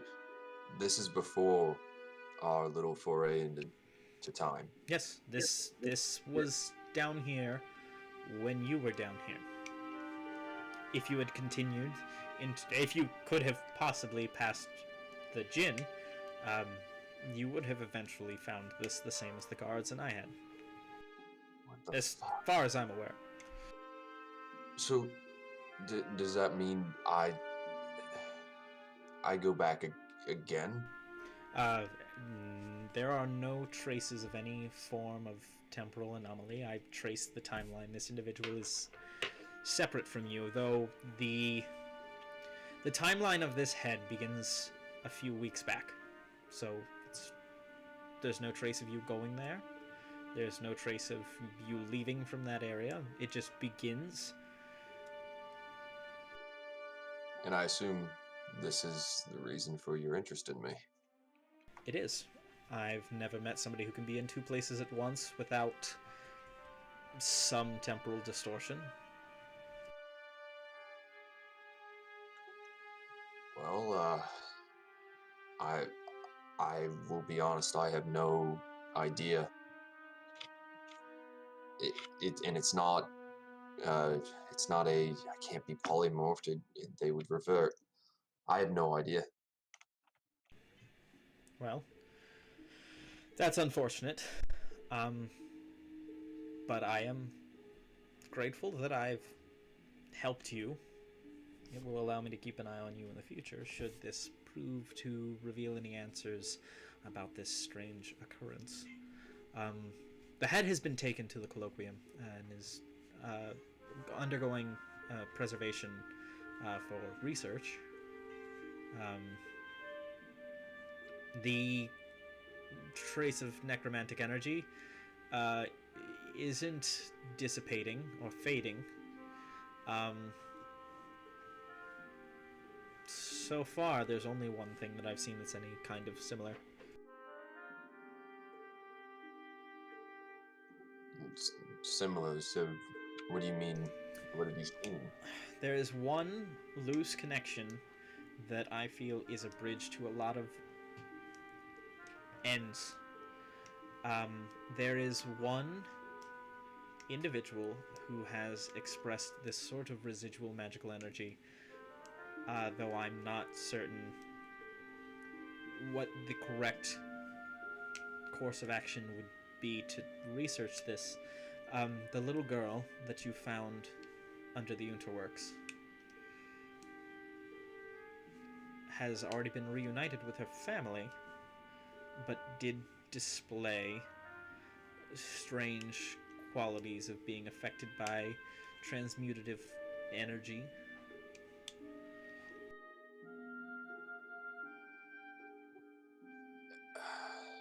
Did you ever identify the man in the leather mask? Could that be of any help? We have not. Not only have we not, but I've attempted to go as safely as possible back to the moment when Arandi was left alone in that room. And no one was there. But I also believe that she wasn't lying. Again, part of my vested interest in you is keeping an eye on these things. No, that's understandable. I wish I could be more of help, but this is part of a topic that I've never even heard of before this.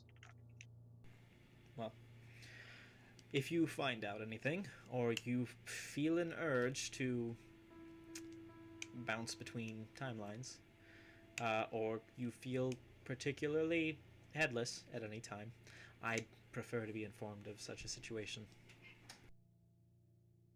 Very well. I feel like I should warn you, and just get you in on the loop here.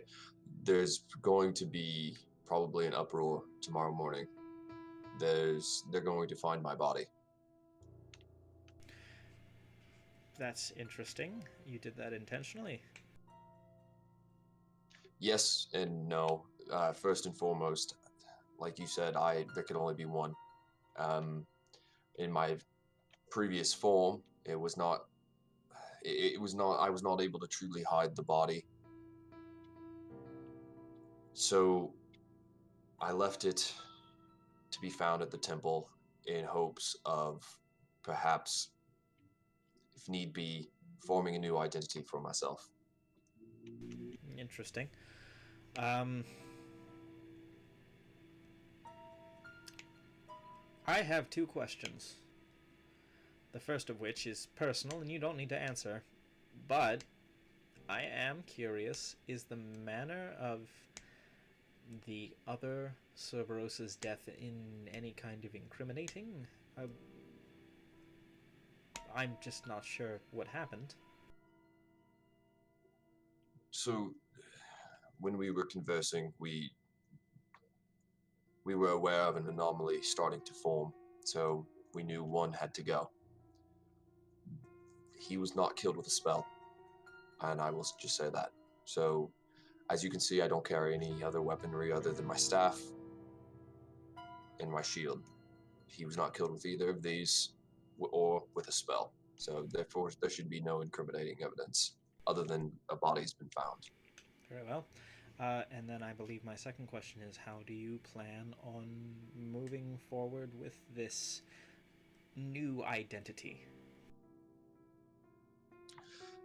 Well, what I planned was not so much of a new identity. I'm not going to do anything extreme, change my looks. I'm literally going to wear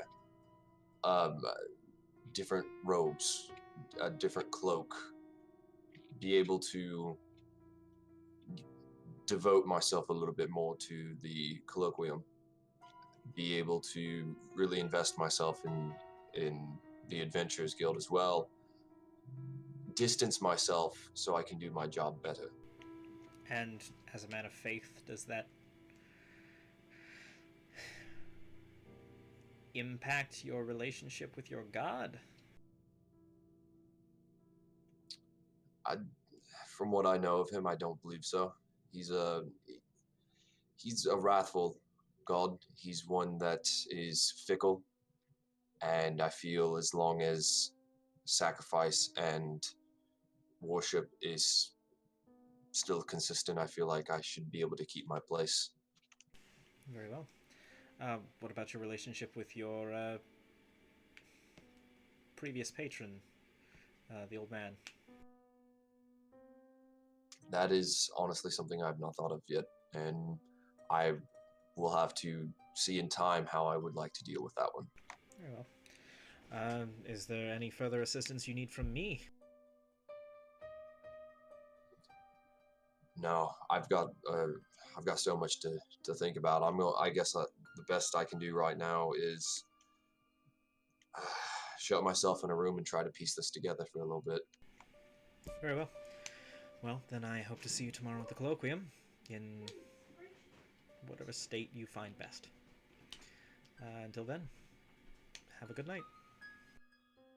Thank you. And I'll take my leave, and being utterly confused. Okay. So, it is the dawn of the next day. Oh, look, it's my son.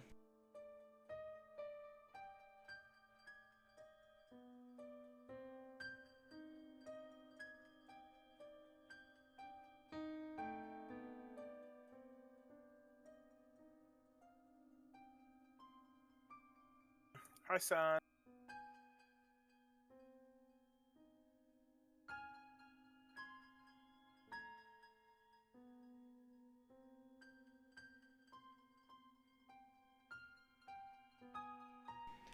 Alright, it is now Formorn, the 9th day of Estervald, the 9th day of Estervald.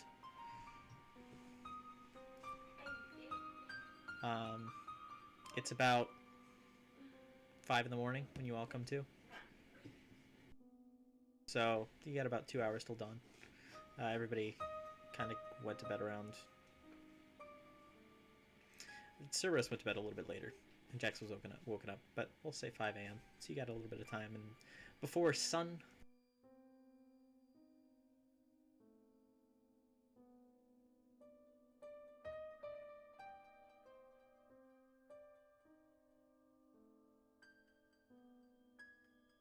All right, Zell, you here?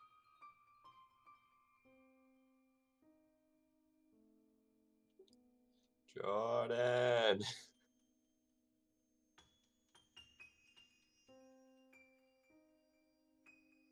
Well, while we wait for Zelfarius to make breakfast, what would everybody else like to do with their morning? I'll go ahead as I get up. I'm going to just go sit in a corner, and I'm going to just frantically write down all the information I can remember, and start asking, like, I'll just ask little probing questions here and there to see what I missed, because I don't know anything about going to the sewers today.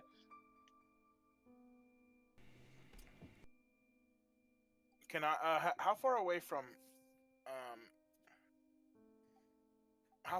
like woods are we?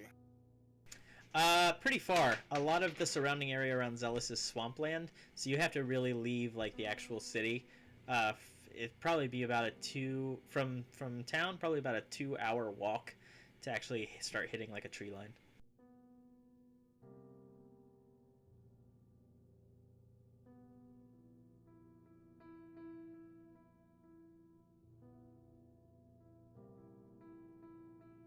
I see you. Can I hear you? Hello? Yes. There you are. Okay. I couldn't see or hear any of you. I don't know Yeah. what happened. We assumed that Zell is making breakfast. Yes, about that. So I wanted to see if I could find one of the recipes I just sent you. It's for a salmon frittata. And I was gonna see if I could make that. Takes 25 minutes. It's an uncommon, so 30 to 60 gold points. And then the effect it has, it just gives 5 temporary hit points plus the character's con mod. I have to request access to send it, but it sounds pretty okay. Sweet. Okay. See if I What was can- the effect again? 5 HP plus con mod. Yes.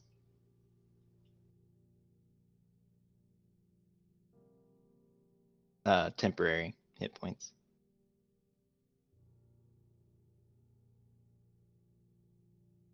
Okay, I added you to that now.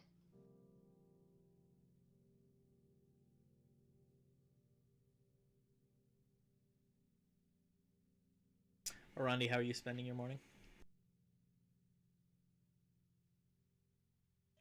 I'm going to hang out with Selfarius and just kind of watch him cook and hang out.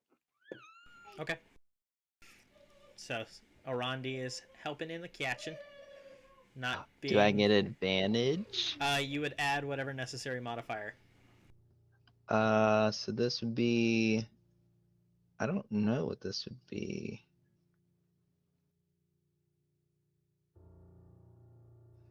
Because I use my... It's my, cook's tools plus my proficiency. So would it be your wisdom mod then? Or... I should have sent you the expanded cook's utensils rules from making tools useful.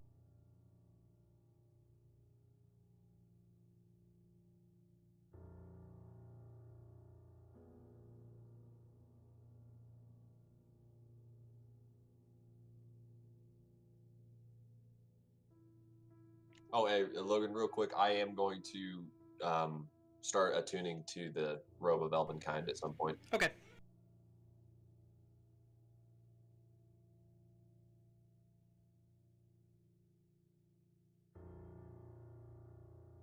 Oh, there is one thing that I'd like to do first thing in the morning before I hang out with Selfarius that I almost forgot about. As part of a short rest, you can prepare a tasty meal. So it's in good barrels.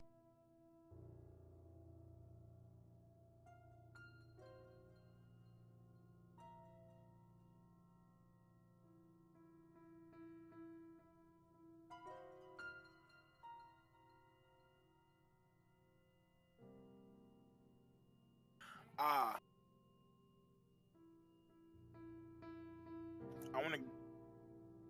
I know we're like 2 people down deep right now, but I'll just let you do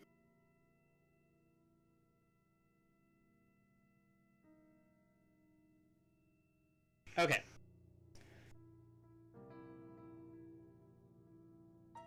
Jordan is gone again. So... Oh, I'm gone? Oh, just your video. Oh. That's weird. The video's fine for I me. can see your video. I'll leave and come back real quick.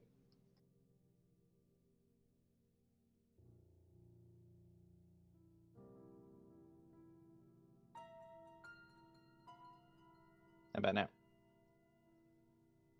I've got you. I've got you as well. Okay, cool. It just says proficiency proficient with the am. Yeah, so it's just your proficiency bonus. It looks like. Yeah. That's why I was thinking just advantage on it. If we don't technically use it. Yeah, if you want to do that. Or Orandi can describe how she's helping, and then we can use a modifier if you want to add her charisma because she's encouraging you. I am going to chop vegetables. Okay, so proficiency with your tools plus Orandi's dexterity. Cool. Unless you'd like me to sweet talk you, that would be an extra +1. I mean, it's up to you, whatever you're feeling like. I will compliment him on his cooking and keep him company and just be a great time so that the time flies by and he is able to do it very easily. Okay. As the imp sits on Orandi's shoulder and just shrieks at you. What is the mod for that one? That would be +4 from Orandi.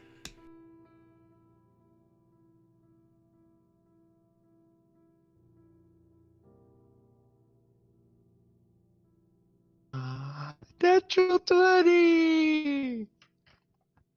Yay! That's a total of 27. Which, with that, will make that'll make 10 servings. And yeah, cool. You also regain half the gold expended on a natural 20. Woo! Okay. So I'll leave it up to you. It's an uncommon. I just put it 30 to 60. So if you just want to set it at what it is for me to obtain it, I guess. Or Do 30. okay, so 15. I have a question. Sure. Is it possible to are there ingredients to these recipes, or is it just like a gold thing? Because I was thinking if we can go get the ingredients, can we do it for free? So that's part of what it is. Is me going out and buying all the ingredients, since I'm not like out looking for them, like in a since we're in a city. And there are some dishes, like really rare dishes, require specific ingredients you can't just buy. So things like that. Like if he wanted to make choarm pickles, he's gonna have to go find Dawn Needle, which isn't that hard. He just needs a lot of it, so it'd be like he'd have to harvest it, which Good Barrels has like rules for harvesting and stuff, and actually has like if you make yourself some like lemonade, then you don't get exhausted from harvesting and things like that. So. Yep. I have +7 to survival, so should be able to find some. Yeah, if you guys can literally be like, we're gonna take the day to go get ingredients for this big feast we're gonna have.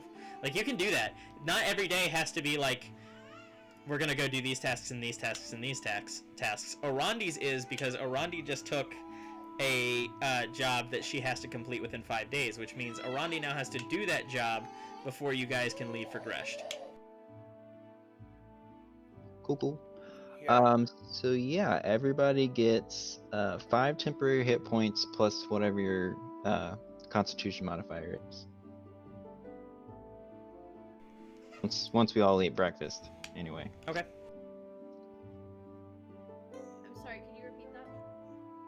So you'll get 5 temporary hit points plus whatever your Constitution modifier is.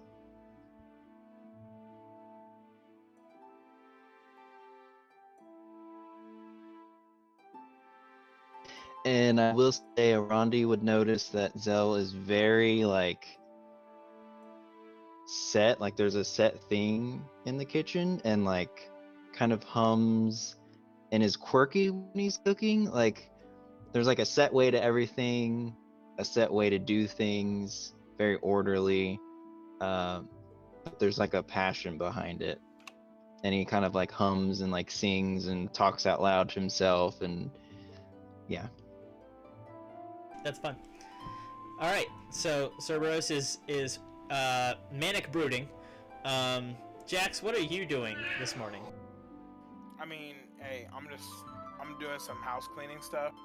What I do want to do is go try and find 2 beds, like just like cheap, like mattresses or something, just 2 beds for Cricket and Beauty up in that, and I'll go buy them. And then put them up in there, because I think they said they were going to the tower because they have like straw or whatever up there. So Yeah. I'll probably just go buy, go look for some beds, see how much they cost, and then just kind of put them up there. Okay, at cool.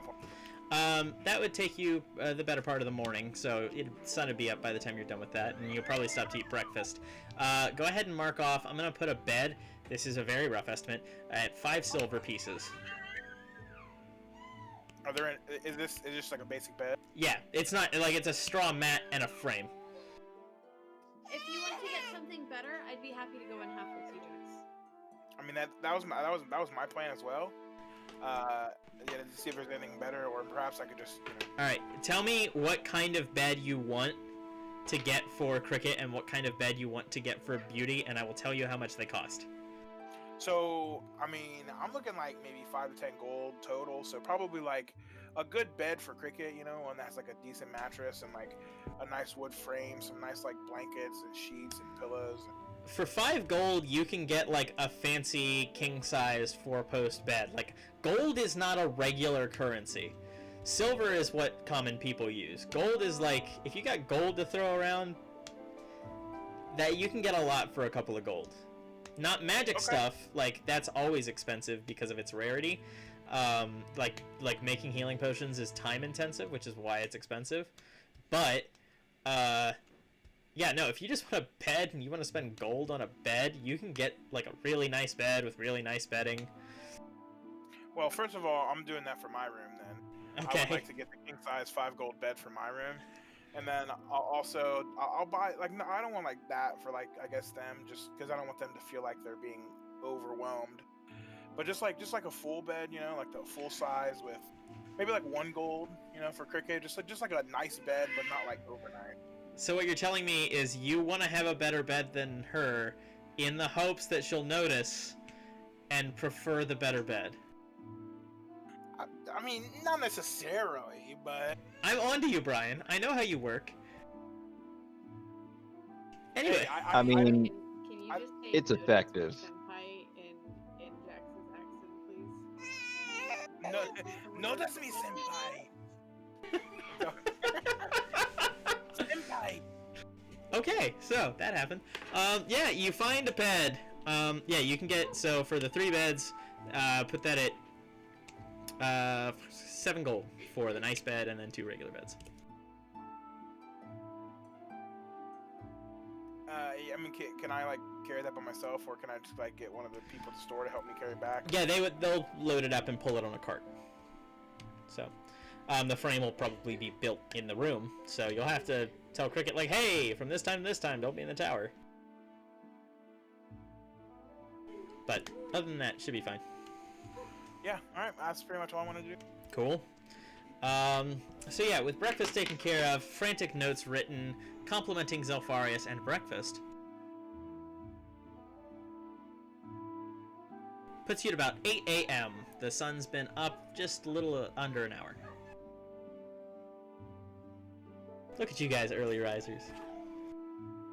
Ooh, can I try and sell the rest of the, because we only used 4 and I got 10 servings out of that. Maybe like give it to I don't know, the leader of the guild or someone high up in the guild and be like, yeah, like this is what I can do, you know, maybe hire me for a catering thing sometime, or you know. Sure. Since we're doing guild activities.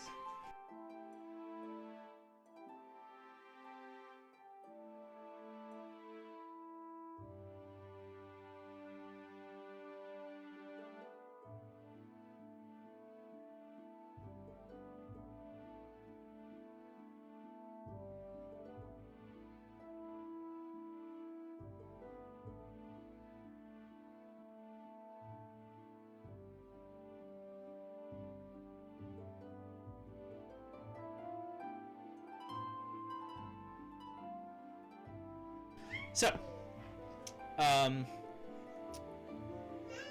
the contact that you have in the guild is an attentive overseer,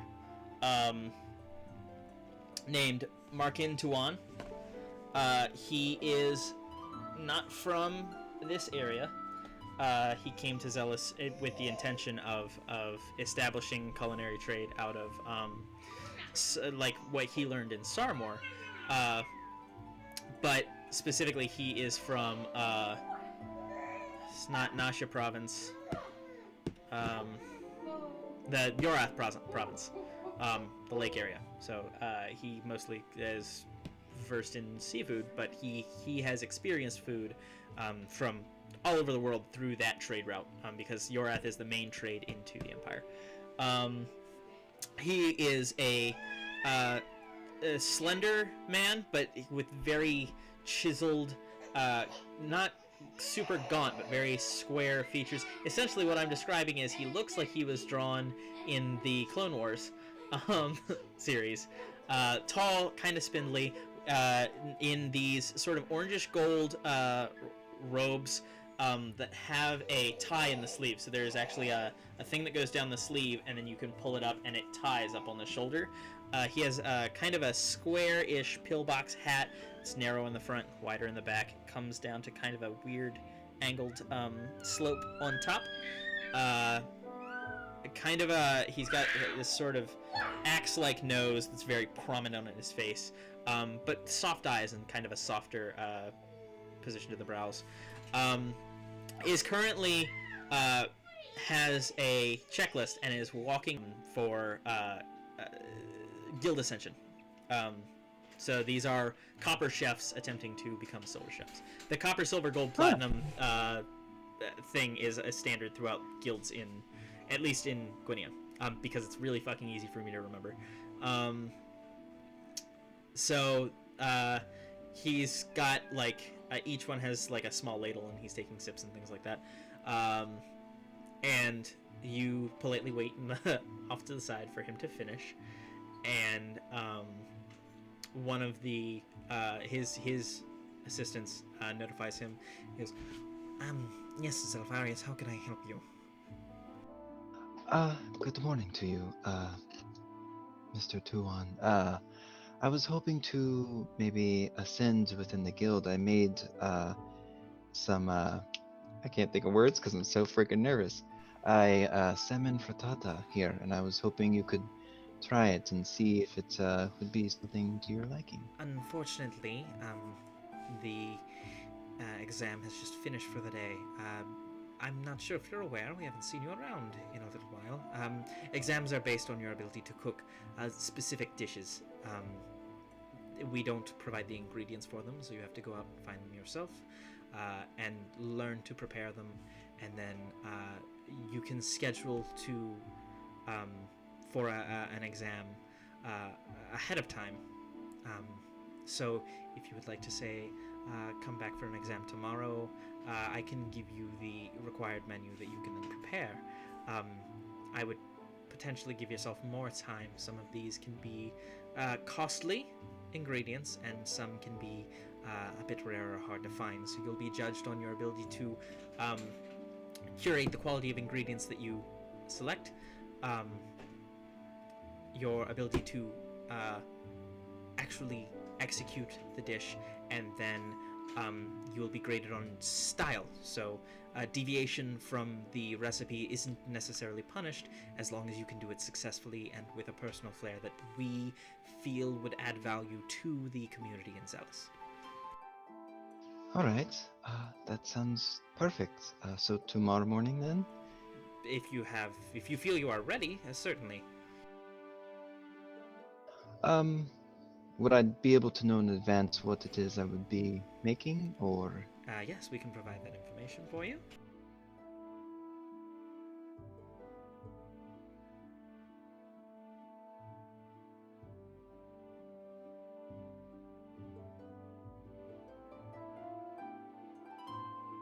So the exam is in, I believe it's 3 parts.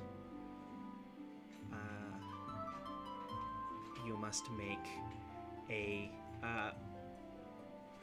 beverage, an appetizer, and a full meal. Alright. He hands you essentially what is Good Barrel's guide. You have to find the ingredients and successfully prepare 3 of them, and then present them for him to judge. So this would be, you can't use the regular guild to get your ingredients. So you have to find them in the market, or convince someone to give them to you, or use your resources available to find them. And then you have to actually cook them. So the quality will be based on an actual skill check for each one, and then the last one is essentially persuasion check. So this is to go from copper, which I'm to saying you already have, to silver. If you want to, so from silver to gold, gold members are the ones that start restaurants and businesses. You actually have to assemble a kitchen staff and cook in a larger competition. So okay.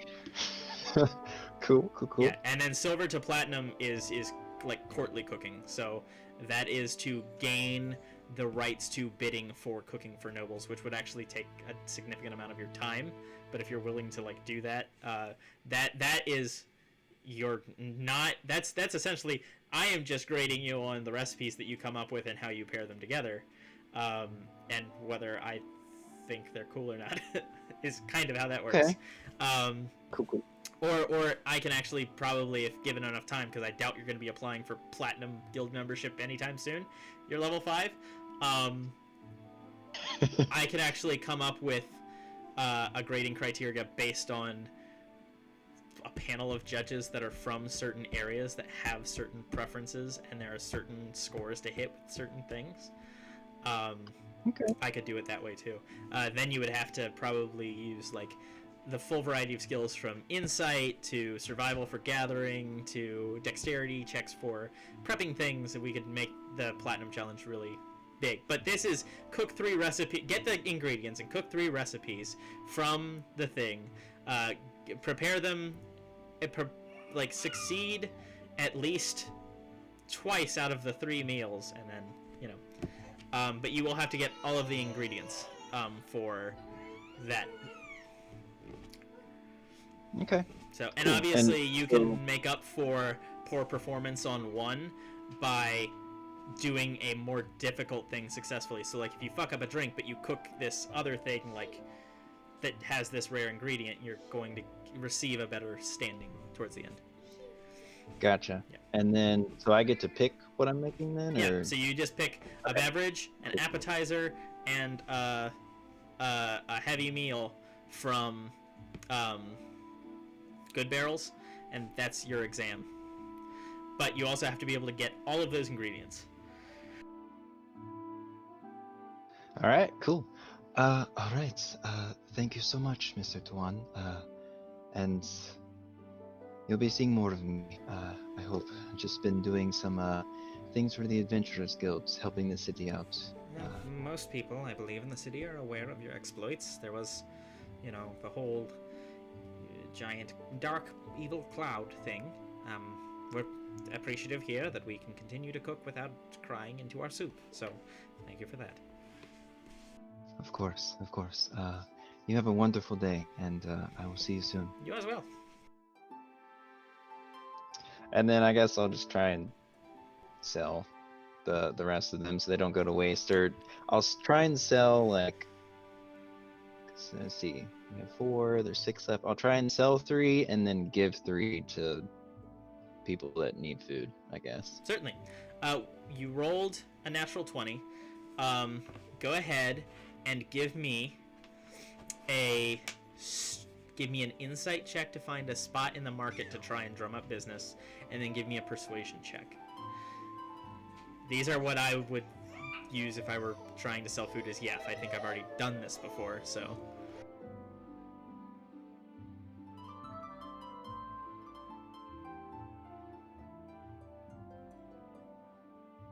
It's not, yeah, there you go. Okay, so natural 20 on your insight check.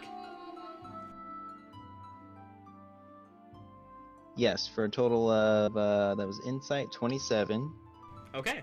Then for persuasion was the other one? Yeah. Ooh, that was only a 9. Persuasion is a 12. 12. Okay. You are in the market, so you are competing with Yef for the crowd.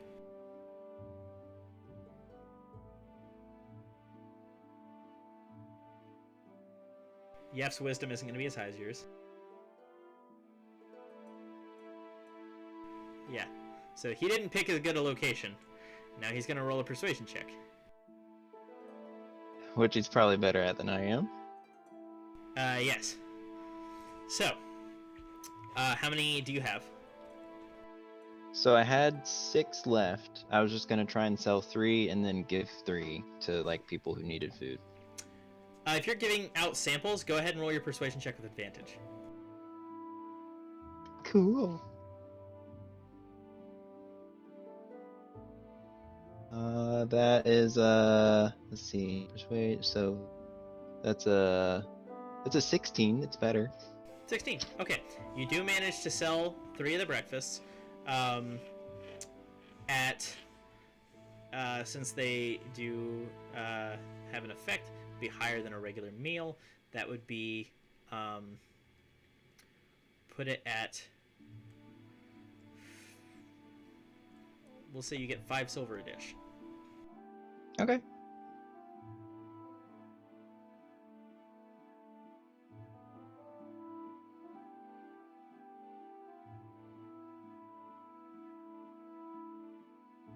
All right. Cool.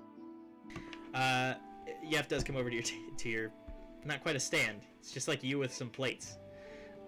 Yeah. 'Cause he normally cooks out of his like clay pot. Well, looks like there's a new knife on the block. Nice to meet you, I'm Yef. It's important to note Hi, that Yef. Yef has not introduced himself to anybody except for Arandi, whoever specifically asked. Yef talked. I bought some of his things before we went down into the chalice. Yeah, but any of his other appearances, I think, unless he's a merchant, he Oh. hasn't like actually introduced himself or anything, and he Gotcha. hasn't done it first. So this is a specific like, oh, this is another cook now. I have to at least be known. Hello, Yef. It's a pleasure to meet you, Zafarius. Yeah, I think we've ran into each other like a couple of times actually. Yeah. Actually, I was wondering if maybe perhaps instead of trying to, work against each other, maybe we'd have better chance to team up and work together. Do you have something in mind? Well, I mean, I plan to be making various foods, and if I have extra, trying to sell it, maybe we could work together to find a spot and market together and maybe split the cost that we make. That sounds great to me. As long as are you open to recipe sharing? I'm kind of looking for something in particular. Absolutely. Well, what have you been looking for? I can see if I have it. Oh, just everything. Same here. I'm always looking for new foods. Actually, I just got done selling the salmon frittata that I picked up before. This is my first time making it. Yeah, do you happen to have a sample of that? That's actually why I came over here in the first place. I think, yeah, I've got a little. This is the last bits. Here you are. Awesome. He takes it and puts it in a pouch. Is that a bag of holding? It'll probably go bad in there. It's just so you're aware. Hey, don't worry about it. You just never know when food comes in handy. Fun fact also, bags of holding only have 10 minutes worth of air, so it actually most likely may still go bad, but it probably potentially will not go bad as quickly as it would. It doesn't look like a bag of holding. It does look like a bag, and it does look like an enchanted bag. It doesn't look like a bag of holding. Alright, something I was looking at earlier. Okay. Bag of refrigeration. It doesn't look like the bag of holding. It's much smaller. It almost looks like a wizard's component pouch. Interesting. Bag of Uh, beans. Well, anytime I have any extra recipes, I'll make sure to find you before selling, and we can go from there. It sounds great. And if I come across anything interesting, I'll make sure that you definitely get your hands on some. I appreciate it. That's awesome. Oh, here's the recipe for that, by the way. Oh, I don't know if you need No. it. that's great. I don't have any gold on me, or really anything. I got this. He reaches and hands you a spanakopita, which is it's a potion of healing that lasts, I believe, For an hour? for I believe think? 4 hours. 4 hours. Okay. No, 24 hours. 24 hours. Sorry. Yeah. 24 hours. Okay. Thank you so much. I'll be sure to put this to good use. Yeah. Tell me what you think too. Next time I see you. Actually, we used them the last time. The ones I bought from you before. They were quite good and very helpful. Oh, that's great. A lot of secret ingredients go into that. And that's more alchemy based. Not quite cooking, right? I mean, alchemy, chemistry. It's all cooking when you get down to it. Is that something you could perhaps teach me one day? Only if you're willing to multi-class into artificer. Ah, okay. Well, you know, my god, he's only allowing two multi-class options, so unfortunately, maybe in another life. Yeah, I'm a single class right now, thinking about dipping into rogue because expertise. Oh, yeah, Rogue is wonderful. Actually, one of my, you know what? I've got to go. Yeah, Time is, I'm sure I'll see you around. yeah, good to see you though. Not if Yef's a rogue, he won't see him. Orandi, you had a question. Reversed. I just wanted to let you know our baby's asleep in his bouncy chair behind me. Look, guys, he's really cute. Oh, my baby. Look at him. So if we can avoid yelling, that would be cool. And Well- if I yell, please remind me. Yef doesn't yell, but if I have to act like Keldon in the next 2 hours, I'll give you a warning. Or Lucas Sullivan. All right, so this would have been before I met up with the group. Sorry, group. Sure. it's okay. Derailed, but yeah. It's all good. So what are you guys doing? You have all of Formorn. Ah, well, first of all, good morning, everybody. Hopefully everyone slept well. Is the sewers where we want to go today? Sure. Does anyone I- want anything before we head out? Like any clothes or anything? I'm feeling in a particularly generous mood today. Strange question. When you say that, would you be able to? Would anyone be able to change the color of clothing? Sure, I know a fabrics guy in town who I think he does dyeing as well of fabrics. Only thing is, I think it might take some time. The dyeing process is kind of expensive. Or are you referring to like magical color change? Because I can't do that. No, just my vestments. Sorry, I've had a lot on my mind. You guys said something about sewers today. Do his vestments look any different than they normally do? Not so far. No, he's gonna be joining the colloquium, that's why. Okay, cool. No, we could go see that dye our fabric specialist if you'd like to. He's really good. He made my dress that I wore a few days ago. So. Perhaps. I might need to. If you guys. Apparently, we were planning on something. I might need an hour, maybe two, to just accomplish a very quick task, and I could meet you guys wherever. At least I hope it doesn't take too long. If that's okay with you guys. Sure, I don't mind. I don't think we're in any sort of hurry. I don't think that different horrible sewer creatures come out during the night versus during the day anyway. Besides, we got up pretty early, so. That, but also, the longer that we wait to ascend in the guild, the longer that we don't have access to whatever is beneath the chalice. Just throwing it out there. Yeah. No, I realize this. Unfortunately, this Just is a few kind of hours. vital. Yeah, I don't think a few hours would be a huge deal. I'm probably two at most.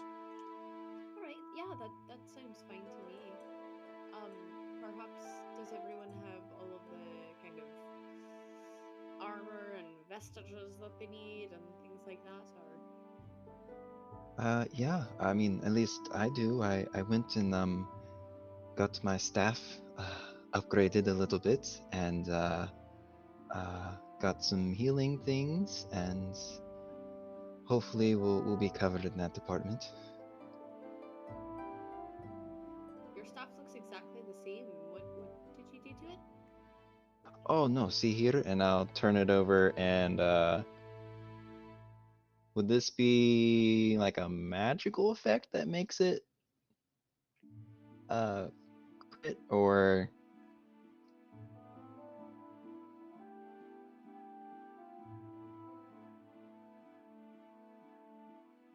I was just gonna say there was a rune on there, but I don't know.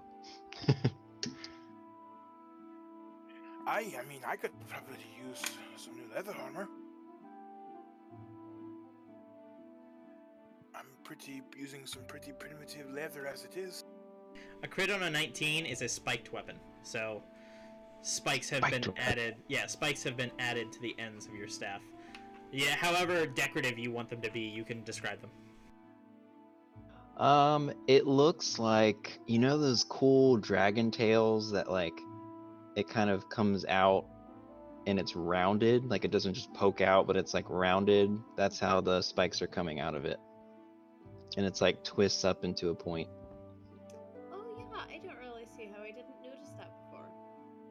That's Oh, pretty yeah. cool looking. It's pretty sick. It actually wasn't too terribly expensive if any of you are thinking about upgrading.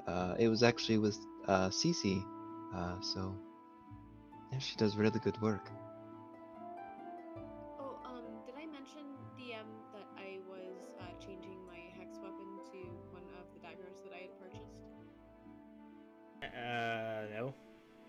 Yeah. Yes. Before we had breakfast and I went down and hung out with Sultharius, I am going to spend my first hour of my morning focusing and changing my hex weapon over. Okay, so you realize that changes it from your psionic. Like, you can't make the daggers. Okay, so your psionic daggers will be dexterity based. Yes. Okay, cool. Yeah. Yeah, I have one that's based on dexterity, and I have separate things. Awesome. Yeah, that works perfect. I just noticed that there is a lot of weapon diversity and changing. Like, it's gonna get to the point where once you guys max out your attunement slots, you're gonna start like switching equipment, which I don't think I've ever had in a D&D campaign where someone's like, I'd rather use this sword, except for Keldon, because Keldon had like 5 swords at some point. He did. It was great. Yeah. Okay. So you've switched daggers. This is. I'm just putting this out there. A decent opportunity. If you guys don't want to immediately go into the sewers, this is a decent opportunity for a downtime day. If you guys want to spend gold, upgrade your equipment, and just say, we're gonna take this day to max out everything we have, and then go to the sewers the next day. Because again, it's only been 4 days since the campaign started. So if you want to take a day and be like, we're gonna just take care of errands instead of hourly, these are the things we're gonna get done today. This is not a bad day to do that. Hey, I could use a few potions. Would any of you guys be interested in checking out a local potion shop that I haven't been to yet? I do know of one. That's where I got the healing potion yesterday. I don't know. They could be out. There were only 2 when I went there, and I got one of the 2. So hopefully it's still there. Besides that, there weren't really very many out. Yeah, well, it's and I just kind of like try to remember reading the contract rib. What was on the contract rib? Contract rib was just a location and a time. Okay, and what was the location and time? The location is the Dry Apples Tavern. The time is for tomorrow at noon. I'm sorry, not tomorrow. It's supposed to be the 11th. I thought it was the 10th. It's on the 11th. So I got 5 days, and I am This is specifically the one where they said that you're supposed to meet with the liaison. right. So they didn't only give me 5 days, or No, so the guild is giving you 5 days, and you're meeting with the liaison in 2 days, which means that after you meet with the liaison, you'll only have 3 days. yeah, that's what I was looking for. Yeah, the guild just doesn't want the bounty ribs out, regardless of what's on the rib. If you have to meet the liaison on the last day, you pick that. So you need to ask about more details from the rib, when you get it, instead of being like, oh, what's this about? It looks like this thing. Like, you can actually read the ribs and get the details from the rib. Yeah, I just figured that when I asked for the details of the thing, that he would give me the details from the rib, so I wasn't sure. He doesn't. He does like he asked you about it because he doesn't read them. He doesn't. The less he knows, the less of a risk he is to you, and the less of a risk you are to him. It's a very need-to-know basis. Alright, so yeah, let's get some stuff together, and I'm ready to go down in the sewers to see what's down there. I'm ready to fight something. Alright, well, Cerberus, you have to do your thing. Do we want to maybe go clothes shopping? Cerberus, what are you dyeing? What colors are you dyeing your stuff? That's actually a question I have to ask someone. Sorry to be short. I'm gonna grab my elven kind cloak, throw it over, toss the hood up, and I'm gonna bolt. Okay, cool. So you're heading to the colloquium. Yeah, try not to be sketchy at all. to my Do- at all. Can I pick up which direction, like, he's heading? Like, what would be points of interest wise? Yeah, make a survival check.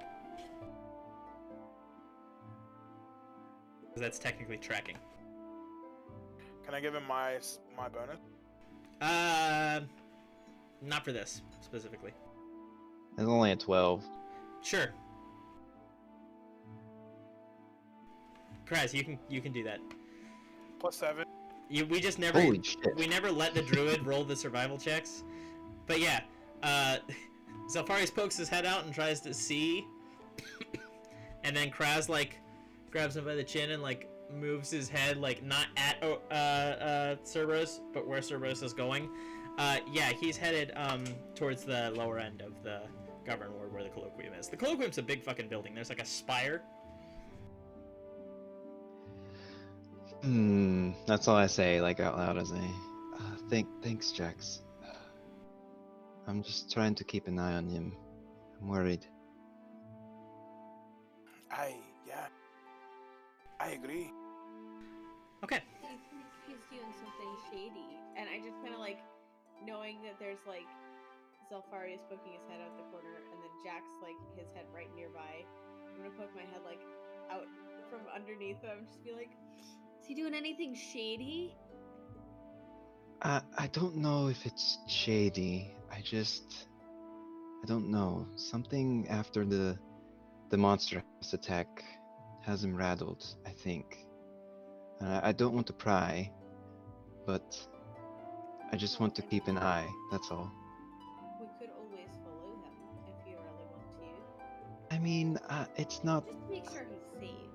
I think he's fine. I mean, I think all of us are fairly capable, and I don't know, it's not any of our business. I think in time, he would tell us, just as in time, if each of us had something, we would tell each other. I mean, he is our friend. Like, maybe we should. It is our business because he's our friend, right? I mean, we've got to keep him safe from himself. Right, but that doesn't mean that you can follow him without him knowing and then spy on him. That's not being a good friend. I mean, we can. It would be one thing if he was like dealing with some kind of artifact that caused crazy mind control and, you know, he was going off and playing with it by himself. But We don't know that though, do we? I don't don't think know. he has an He artifact started like out- that. That was really sketchy how he left, and that cloak. I mean, it was pretty cool. I'm just gonna push past and start following. Okay. Okay. He's a little bit up the street because you guys have been talking for a bit. I want to. Can I roll some like survival checks to like follow his like tracks or just like track him? Yeah, somehow? if you want to try and track him, you can roll another survival check. The DC is gonna be pretty high. Hold on real quick. I'll pull up the tracking. There's a chart for this. Hey, Rondi, wait. I know you want to follow, Cerberus, but could you perhaps, maybe we should let, you know, the tracker druid track him, and he can fill us in later. I was wondering if maybe you'd want to come to the temple with me, possibly, just for a minute. I mean, is it on the way? Because I don't know if you know. I'll kind of like lag back behind Jax, like give him a good 6 or 8 feet. He's not the stealthiest of fellows. He is a bit stout and rather bumbling, if I can be completely honest. I don't want him to get caught up in whatever is happening. Oh, don't you worry. I have some plans now. Now that you mention that. I mean, yes, but I think he's got a few tricks he could whip up. I mean, he may not seem like he's the stealthiest, but Oh, Jax! Jax, so, and I'll kind of like go over. So, you know, I figured you're kind of like the good tracker and everything, but you're not the most stealthy fellow. I'm stealthy. And I'll just use shapeshift, and I'm gonna shapeshift into a cat. Okay. Can I still roll survival checks while I'm a cat? Yeah. Yeah, Alright, all your yep. mental stats are the same. So, that is pretty smart. I think we're going to leave this one to you, and I think that we are going to go to Zalfarius' temple. He's got some, like, you know, monk stuff. I think it's like that time of the month or something. You know, they've got all those rituals and. you all know, those- I'm standing right here, and Oh, I'm that's also a not boy. important that I know what's happening.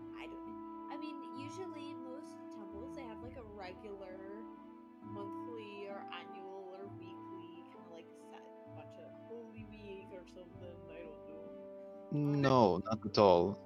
This is mainly just for you guys. I just noticed something on myself, and I want to get you guys checked out as well to see if you have the same thing on you. Well, I resent that insinuation. Oh, Zalfarius. okay. It's not like that. And I kind of pull her like close. Look. Last night at the temple, my master found some necrotic, romantic energy lingering. Romantic energy. Yes, and it was lingering on myself, and I want to see, and he wants to see if it lingers on you as well. I mean, I have plenty of romantic energy. I don't think I need a priest to go tell me. Necromantic, not romantic. Like death, evil energy. Okay, well, anyway, Jax, I've got to go get a priest to tell me about my romantic energy. So if you've got this, just let us know what you find, and please be safe and stealthy, alright? I'm gonna leave over to Zell and go. I see what you're doing here. The forced exorcism and all. I understand. What?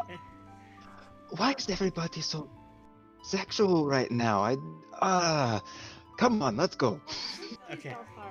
I'm Um, trying really hard with my appearance. So, I'm gonna put the DC to track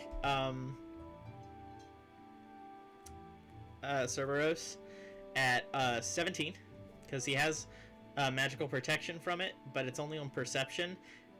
Actually, it would be 15 because it's a densely crowded area, but his magical protection from being perceived doesn't affect you because you can follow him via smell, and you have advantage on that. And Cloak of Elvenkind only affects sight. So, yeah, if you want to make a survival check, the DC to track him and follow him is going to be 15.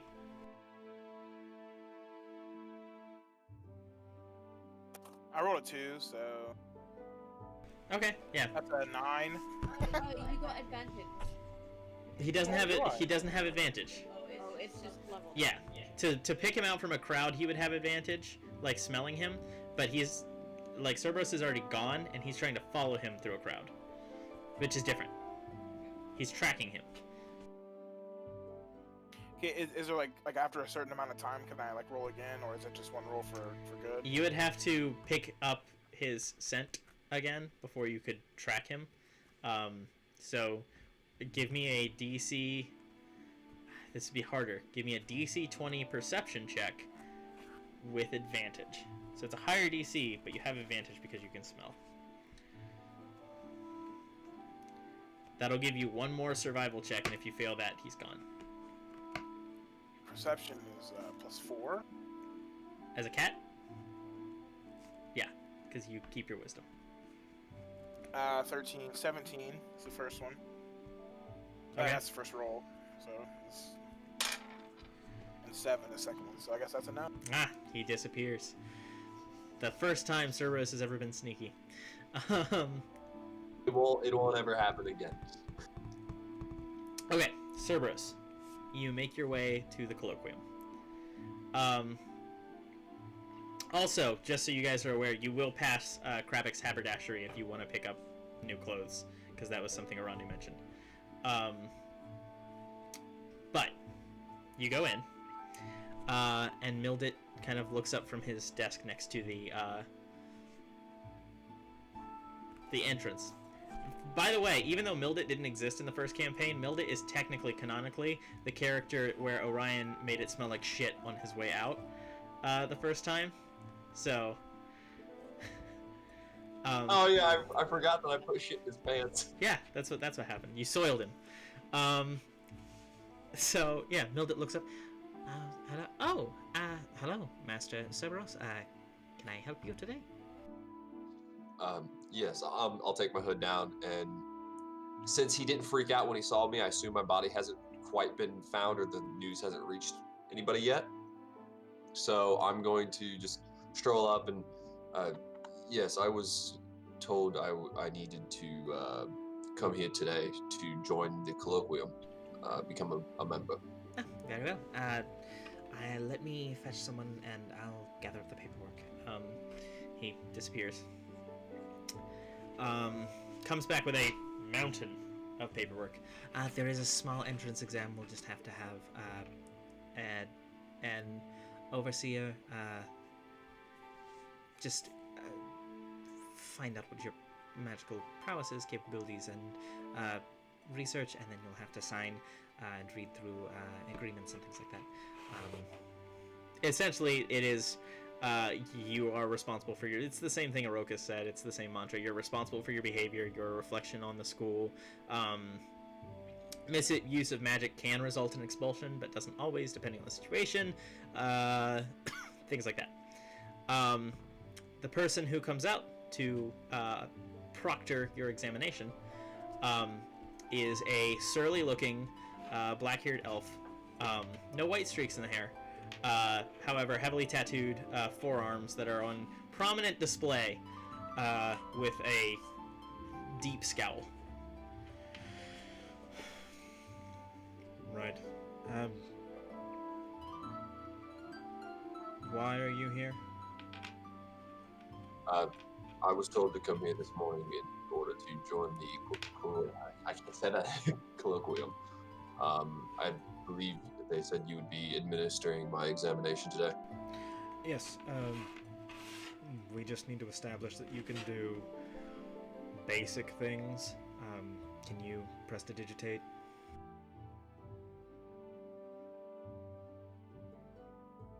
I cannot do that spell in particular, but I can do small things like I can shape water, I have mage hand, stuff like that. Well, it's my opinion that any decent wizard should be able to prestidigitate. However, he's not smiling nearly as much as I am. If you could demonstrate a mage hand for me, pick up that book. As long as it's under 5 pounds, it goes up. Okay. It doesn't go up, he's just being a dick. But the mage hand manifests. Right. What's the highest skill level you can demonstrate safely in this room? Would you like me to just cast the spell, or would you like me to just tell you? Cast, as long as it... Again, this is what you can control without damaging anything. Very well. Without damaging anything, I'll just disappear. Very good. Do you have a specific school of interest? Typically evocation. Right. Unfortunately, that would be battle instruction at the capital. We don't have a specific instructor for that here. Do you have a second course study? Yes, someone was telling me that there's a very well-known conjuration master.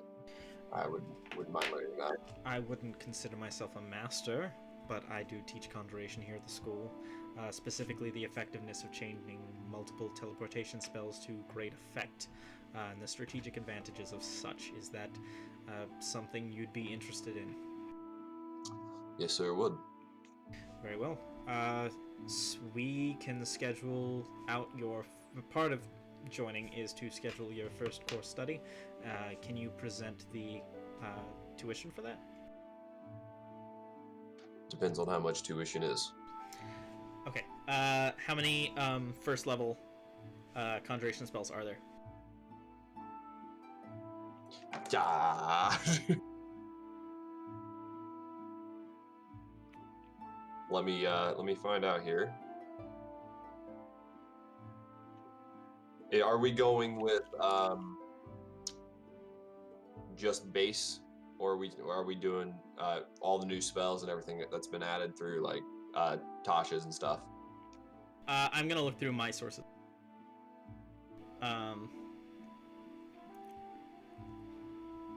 And we're doing the base ones. The additions we'll consider rare magic. There are 7 first level conjuration spells. Do you know Find Familiar, Floating Disc, Fog Cloud, Grease, Ice Knife, Tensor's Floating Disc, or Unseen Servant? I do know Fog Cloud. Okay. Then you'll be discounted that. So 1, 2, 3, 4, 5, 6 times, I believe it's 50 gold per spell for the first level. 1, 2, 3.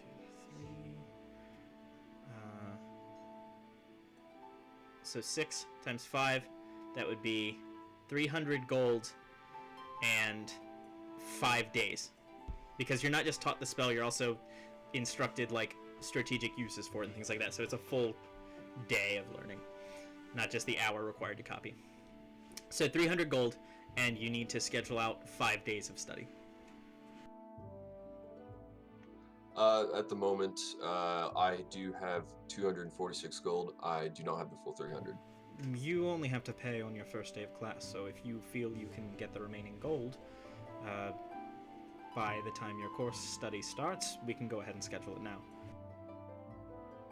Very well. I do believe I could get that. What would be a good time for, I guess, you? We hold weekly courses. It's private tutelage for first level spells instead of full classroom setting. So really, we prefer you begin on Fearmorn and end on Fiefmorn, but it's entirely up to you, whatever your schedule allows. You will be staying at the colloquium during the course of your study. It's relatively intensive. Very well. How about, so what is today? So what would be the next available? So technically today is the 9th. If you're just taking that as a downtime, then the 10th you're going to the sewers. So 11th is the next Fearmorn. So there's you could start on the 11th, the 16th, or the 21st, or the 26th. It depends if you want to schedule out going to Gresht before you start your classes.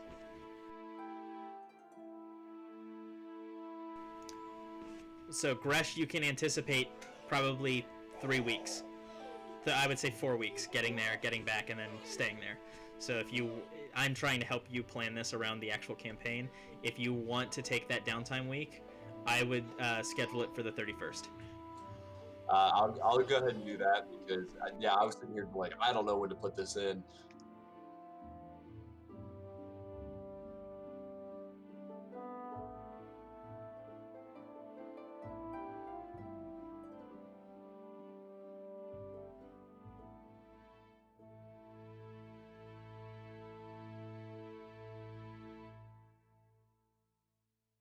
Put a bunch of stars next to that so I don't fucking forget.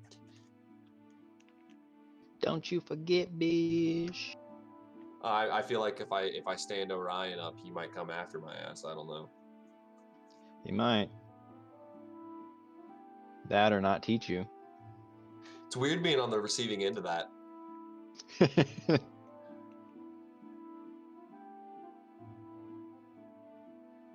By the way, Logan, that was a perfect response to I don't know prestidigitation. That was pretty spot on. That's because Orion said that to Arokus in the first campaign. I did. Holy shit! I did do that. Yeah, that was a callback. Ah.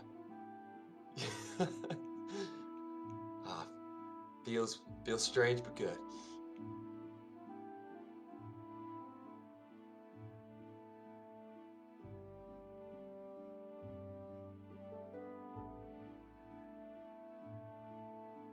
Okay, I added it to the calendar. I'm gonna go ahead and save it. So your classes start in 1, 2, 3, 4, 5 weeks and 2 days. Technically, we can't give you your official robes until you've at least started classes. They'll be available on your first day. If you have specific measurements, there's a 5 gold charge for tailoring. Otherwise, you'll be given standard robes.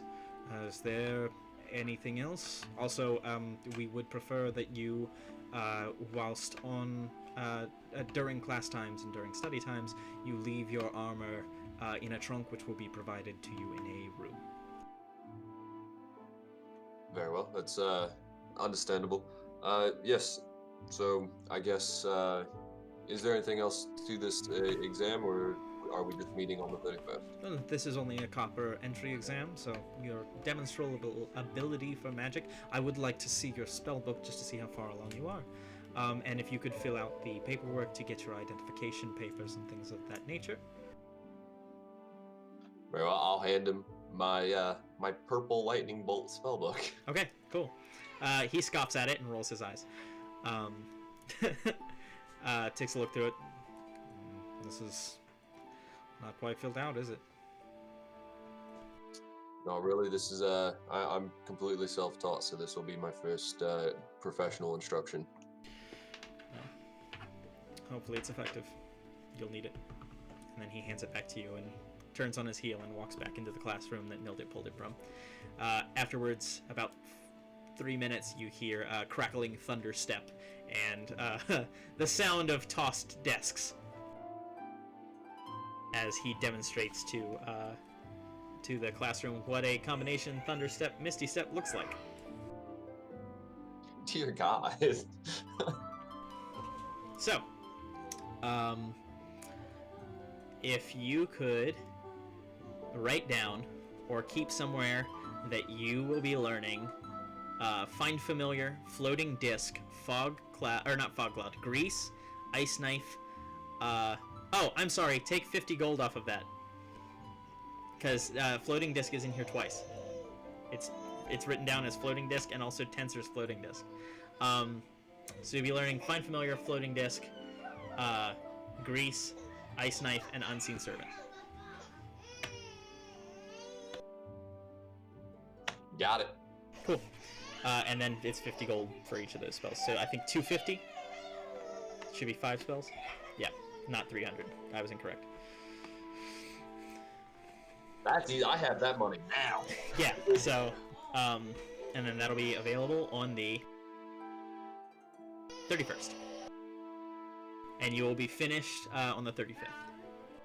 Because as more spells happen, it's going to take longer. So it's a day for each instruction for first level spells, and then to go through the second level course, it's 2 days per spell and twice as much gold. But you have access to the whole thing. You can just buzz through it in your downtime, and you've learned it. I know it's like hourly to learn it yourself, but it takes downtime because people are training you. You're not just copying it. Like you said, it's also how to use it. Yes, which I'm not going to do for you because I don't know nearly as much about being a wizard as you do. But we'll pretend that I do. The strategic applications of combination ice knife, misty step. But yeah, no. So that's taken care of. And Mildit kind of looks at you as you're walking out, like, good day, sir. It's a pleasure to see you again. It was a pleasure, and as a tradition, I'll flip him a gold. Like, you don't see his arm move. The hand is there, and it goes into the box. And, like, again, very much Bilbo trying to take a look at the ring. Just for a moment, he goes from this sort of Vulpine-looking man to just monster. And then it's tucked away.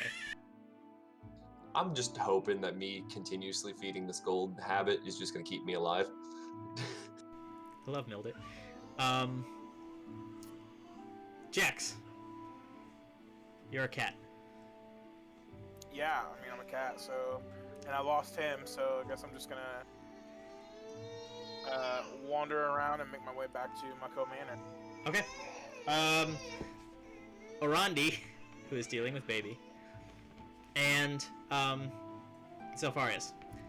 We're running on time a little bit, and this will be mildly fruitless for you. The long and short of it is, you take her, and there is no trace of what's going on with Zelfarius happening to Orandi. She's infernal, but other than that, it seems to be just Zelfarius.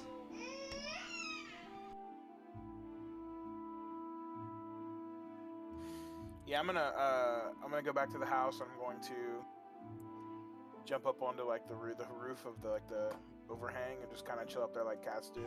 Sunbathe. Yeah. With your tiny deer hog hat. Oh yeah, I forgot about that. Yeah. I forgot that was the distinction that it shapeshifted with. Now that I think about it, it looked not very stealthy of a cat, just with a deer hog. I won't let that aesthetic choice change your stats or your rolls. Like, it won't influence the game. I just think it's a lot of fun that the deer hog comes along. So, walking back to Muckhill Manor, and after seeing that Orandi doesn't have this, I'm thinking to myself, and is it possible that it could be because I'm in or near Orandi herself, that this could be something that maybe, since I'm not usually around someone from the Nine Hells? Well, if that were the case, then it would probably also apply to Cerberus and Jax. Alright, I gotta get them checked out. Alright. Necro test for everybody. Necro 19. Absolutely. Contagious. Orandi's a super spreader. Alright, so you guys get back. Is there anything else anybody wanted to accomplish? Do you want to take this as a downtime day? Because presently, it's only 10 o'clock in the morning. I don't think any of us actually need anything. Okay, cool. Unless I'm wrong. I was gonna, this is a little metagaming, but I can do the new thing I found out I can do today. If we do take a downtime, I can get an extra scroll of healing to save a spell slot, but I don't know if that's worth it necessarily. And by 6 o'clock in the afternoon, you'd be out of spell slots. Like you would for the day. That too. Yeah. Yeah. So whatever happens at night. No kettle. Yeah, me personally, The reason I'm saying this is if you guys want armor or weapon upgrades, it takes about a day to 2 days. So if you want to start something and you're not going to adventure until tomorrow, today would be the day to do that. I know you've got, like, I don't know whose gold is going on, but I know that Orandi hasn't spent really any gold this campaign, so it'd be an opportunity for her to have, like, something added to her daggers to do that, things like that. That's the only reason I'm mentioning. Otherwise, like, buying things or going out and gathering the food. I thought about that too. Did you schedule for this morning? I did not. Okay. I didn't schedule. Man. I don't. You can schedule after you get your ingredients gathered. Okay, that's what I was thinking to But do. you'll need to make sure the ingredients don't go bad by the time you get all of them. Right. So Right.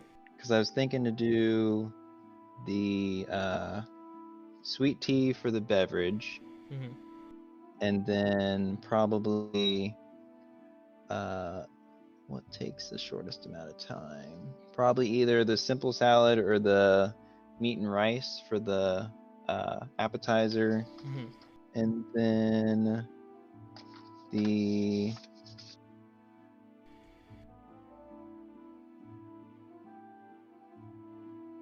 Alright. Eating my pants, and I had to get rid of them. The soup recipe, which isn't on here.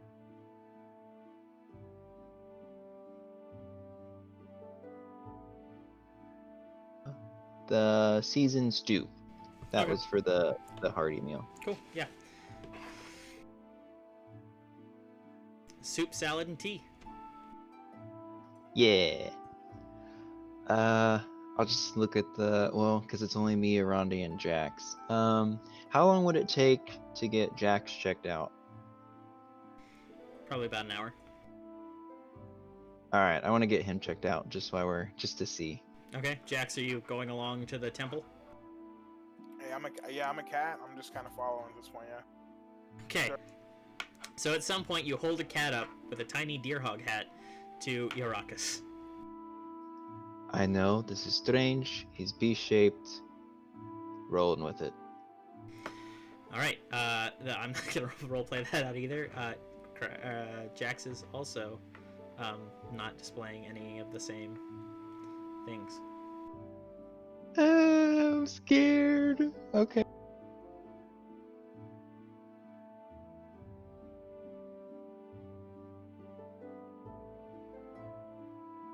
I just want to jump down and just like go off and find a. Does that fountain have fish in it, or is it just water?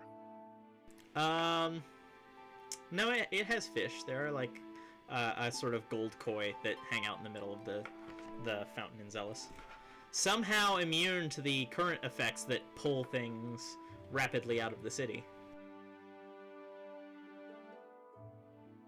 Yeah, I want to go go sit on there and look at the fish and see if I can catch any. Okay, go ahead and make a dexterity check as a cat. How long would it be before Cerberus gets back? Oh, you're not sure. He might be back now. That's right. Depending on what Cerberus elects to do post colloquium. Honestly, after getting out, that took about as long as I thought it would. If I come back and no one's around, I'd probably just recover the spell slot I spent by using my short rest. Okay. That's a nat 1, so yeah, it's no fish. Yeah, you fall in. Okay. Yikes. Yep. So, Zalfarius, you turn around, you don't see the deer hog cat.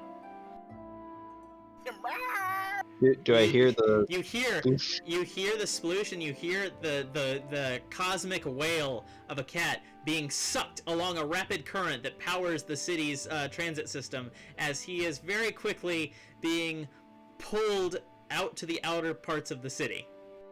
Question: do I have time to cast a spell? Roll initiative. Okay, let me see if the spell does what I think it does real quick. The cat moves at, depending on what the cat moves. So the cat is in rough terrain, meaning it moves half speed in any direction in the water, and on initiative count 20 and initiative count 10, the water sucks the cat we'll say 60 feet down current. So 120 feet around. Also, quick question. Since I saw this fish, does that mean I can add it to my shapeshift, whatever fish they are? Can you become a fish with a swimming speed? I assume swimming speed isn't like that hard. I feel like the only hard one is flying, right? But I'm not positive. Nah, it's swimming first and then flying. There are restrictions. I don't remember which level druids get swimming speeds.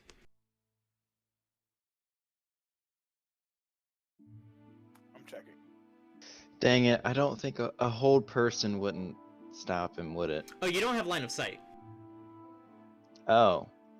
Well, that's what I was saying. Could I, as soon as I heard it, like spin around and try and cast a spell? Yeah, well, by the time you heard the meowing, he's already like been in the water and is like bobbing up and down. So you can't see the cat. Oh. You just hear the cat Fine. being pulled away.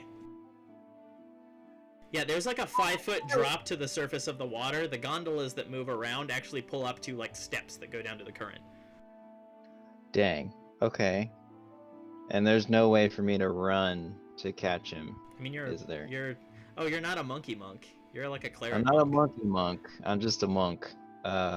If I, as soon as I hear it, use my full movement, and then try and cast the spell, maybe? It would depend on what Possibly? your initiative is. Okay, here we go. Right now, I'm gonna say he's about 20 feet from where you left him, like where you were Okay. standing. Ooh, okay. 15?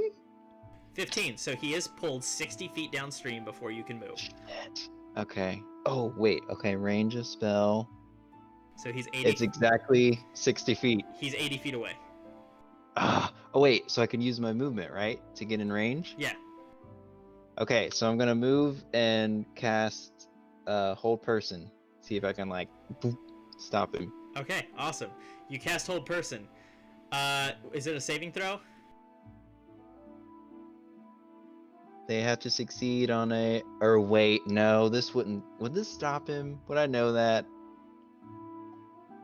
This doesn't even stop him. I'm not gonna do it. I'm not gonna do You it. would just paralyze him while he's drowning. Yeah, I'm not gonna do that. Okay. I have a solution here. Ooh, what I will do, I'll take out a bit of rope that I have and try and I'll tie, I don't know, something heavy to the end of it and try and throw it towards him. The wood elf cleric monk is attempting to lasso the druid who is in a magically constructed street river system on a mountain. What have I done? This is the life that I have made for myself. Sure. So you very quickly throw a flagstone from the street, like a chipped stone with some rope on it. Jax, how do you respond? Yeah. What I'm gonna do is I'm going to shapeshift out of cat. Okay. Okay. Are we in order, or can I just do spells at random? I'm just gonna say that you're after. We'll do movement, Zalfarius, movement, unless you want to roll initiative. I mean, I don't care. I have a sequence of events that's gonna happen, so I don't know how you want to handle it. Okay, what are you doing? What are you trying to do? All right, what I'm trying to do is I'm gonna shapeshift out, so I'm the Kraz, and I'm gonna cast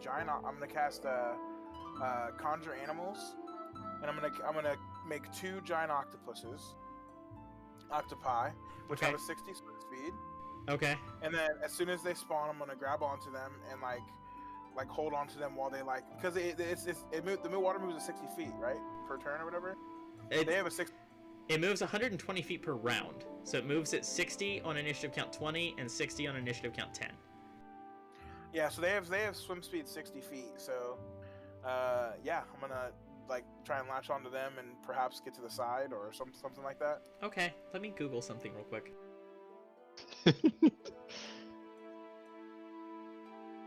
It's just gonna be like me with like a chariot, like sitting on a chariot with 2 octopuses right into the water. Try to catch the rope. Yeah, head towards the rope.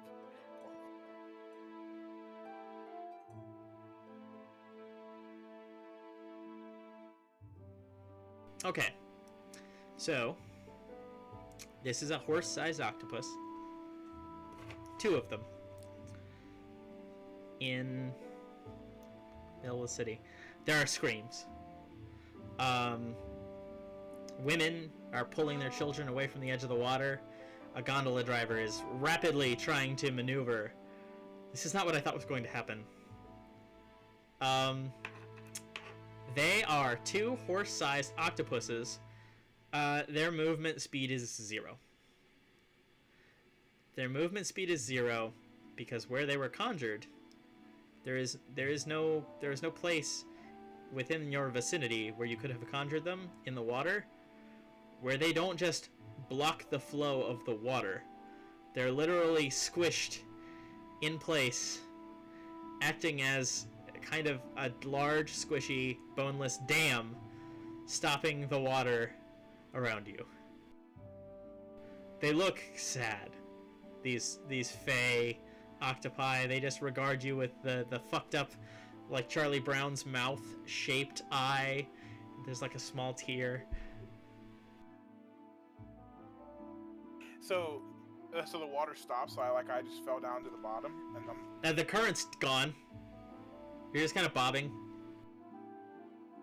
And there's a rope there. There's a rope. yeah. All right. Well, I guess I'll go. I guess I'll go grab the rope. Push to talk. Jax grabs the rope, pulls himself to the edge of the channel, climbs up. I like to think he gives himself like a little shake, pats his knees, dusts himself off. All right. Lesson learned. Yes. I think. Yeah, and then I'll drop concentration so they just like vanish. They just dissipate in puffs of whatever color Jax's magic is, which I assume is green, but It's green. yeah. So puff of green smoke, and the two octopi have disappeared. All right. After that, let's go find Cerberus. Hey, who? Yeah, that was something, wasn't it? That was something. Jax, I need a Constitution saving throw. Okay. Let's do 21. 21 does not succeed. You feel something caught in your throat, and your immediate reaction is to vomit. Jordan, you see Jax go through an incredibly painful set of convulsions before he doubles over and spits out what looks to be about a baseball-sized clump of Zelen river water and cat hair. I just kind of like pat him on the back, like, it's all right. Yep. Just get it out. Yeah, I was bathing myself earlier. Sorry. Lesson number 2 learned, I hope. Yeah, I've learned a lot today about myself. Yeah. All right. I mean that was funny in a way. I'm glad you didn't get swept, out of the city. That would have been not helpful to anyone. But let's go find Cerberus. Okay. So you guys head back to Muckhill Manor. And reconvene, I suppose. I think it might be time to end the session. My wife looks like she's having a time. I am kind of struggling. I'm sorry, guys. Yeah. So, All good. to wrap it up, I think the next thing you guys were going to do is the sewer? Okay. So, you have the location on whoever took the sewer writ, which I believe was Cerberus. So, you manage to get directions from local guards, because there's a billion of them. It's a specific section of the sewer underneath the craft ward to the south. The grates are unlocked by a guard and you are let down. And just because it's the end of the session, I'm going to go ahead and additive load what I made for you guys.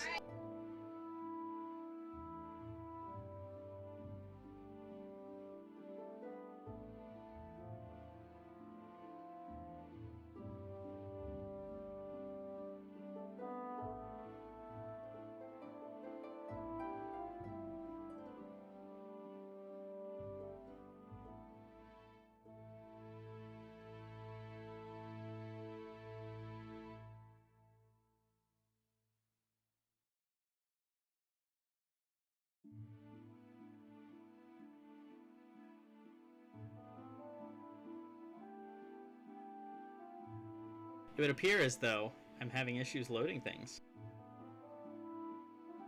All good. Cerberus, glad to see you made it back. Did you get accomplished whatever it is you were trying to accomplish? About 50%. I have to spend a lot of damn money, but other than that, it went decent. Do you mind me asking, since you kind of hurriedly, disappeared, what it was that you're trying to pursue? Well, the long and short of it is I made an agreement with someone, and I joined the colloquium this morning. Oh, well, that's good, right? I mean, you'll have access to teachings for your wizardly studies and whatnot, and I mean, I know that may not have been necessarily something you wanted to do, but helpful, right? I mean, it's helpful to me, but I would assume someone like you yourself wouldn't be too happy about it. Why not? I mean, you're furthering your own skills and advancement, right? Yes, but with an organization that directly quarrels with yours on a regular basis. I mean, I'd like to think that I have a friend in that quarreling opposites place, as you put it. I want to try to bridge the two, and maybe if I go high enough in my organization and you go high enough in yours, perhaps with some outside help, we can try to at least start that. On an off note, you see kind of like a dawning of like, oh, hold up. Has anyone talked to has anybody seen the paper or anything like that? Especially you, Zephyrs. The paper? I'll take that as a no. I don't know how you're gonna respond to this. I think I know how you're gonna respond to this. What was her name? Polomina? Dupree, yeah. I believe she died last night. She died. Like, dead? From what I heard, I think when I was out on my errands, I heard that she had passed. I don't know exactly in what manner, but I would assume, being as she seemed healthy, probably not the best. Hey, maybe it was a brain aneurysm. I don't know. You know, those sometimes it just gets you. I mean, I can't say some part of me is relieved.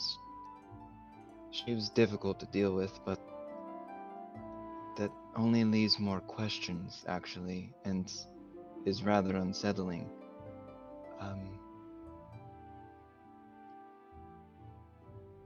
And you see, like, furrowing in the brown, just things clicking and then unclicking, like he's trying to work out something, and he's just very, like, lost in thought.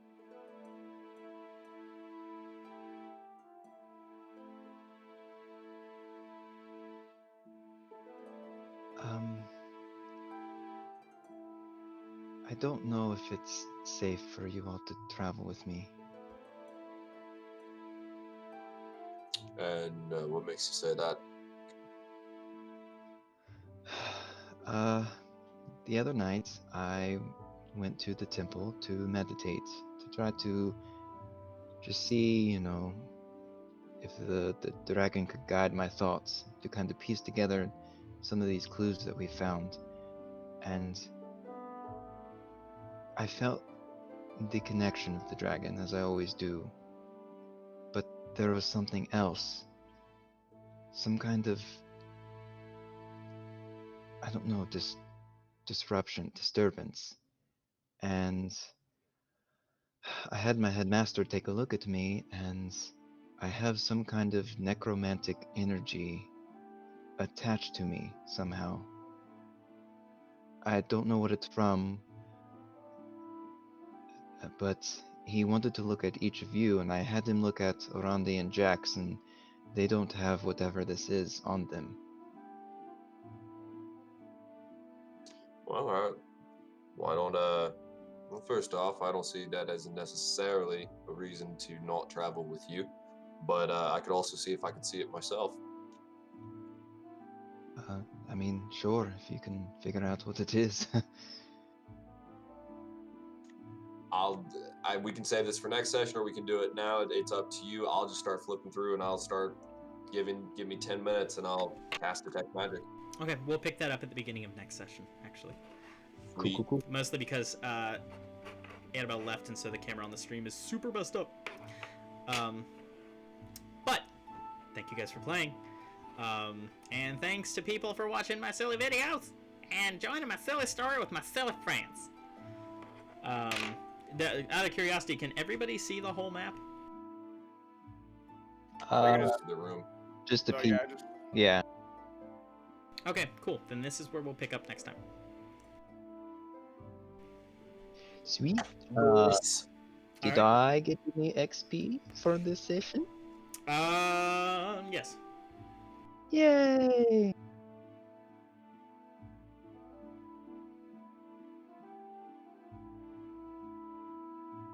Fulfilling or starting to fulfill my cook dreams.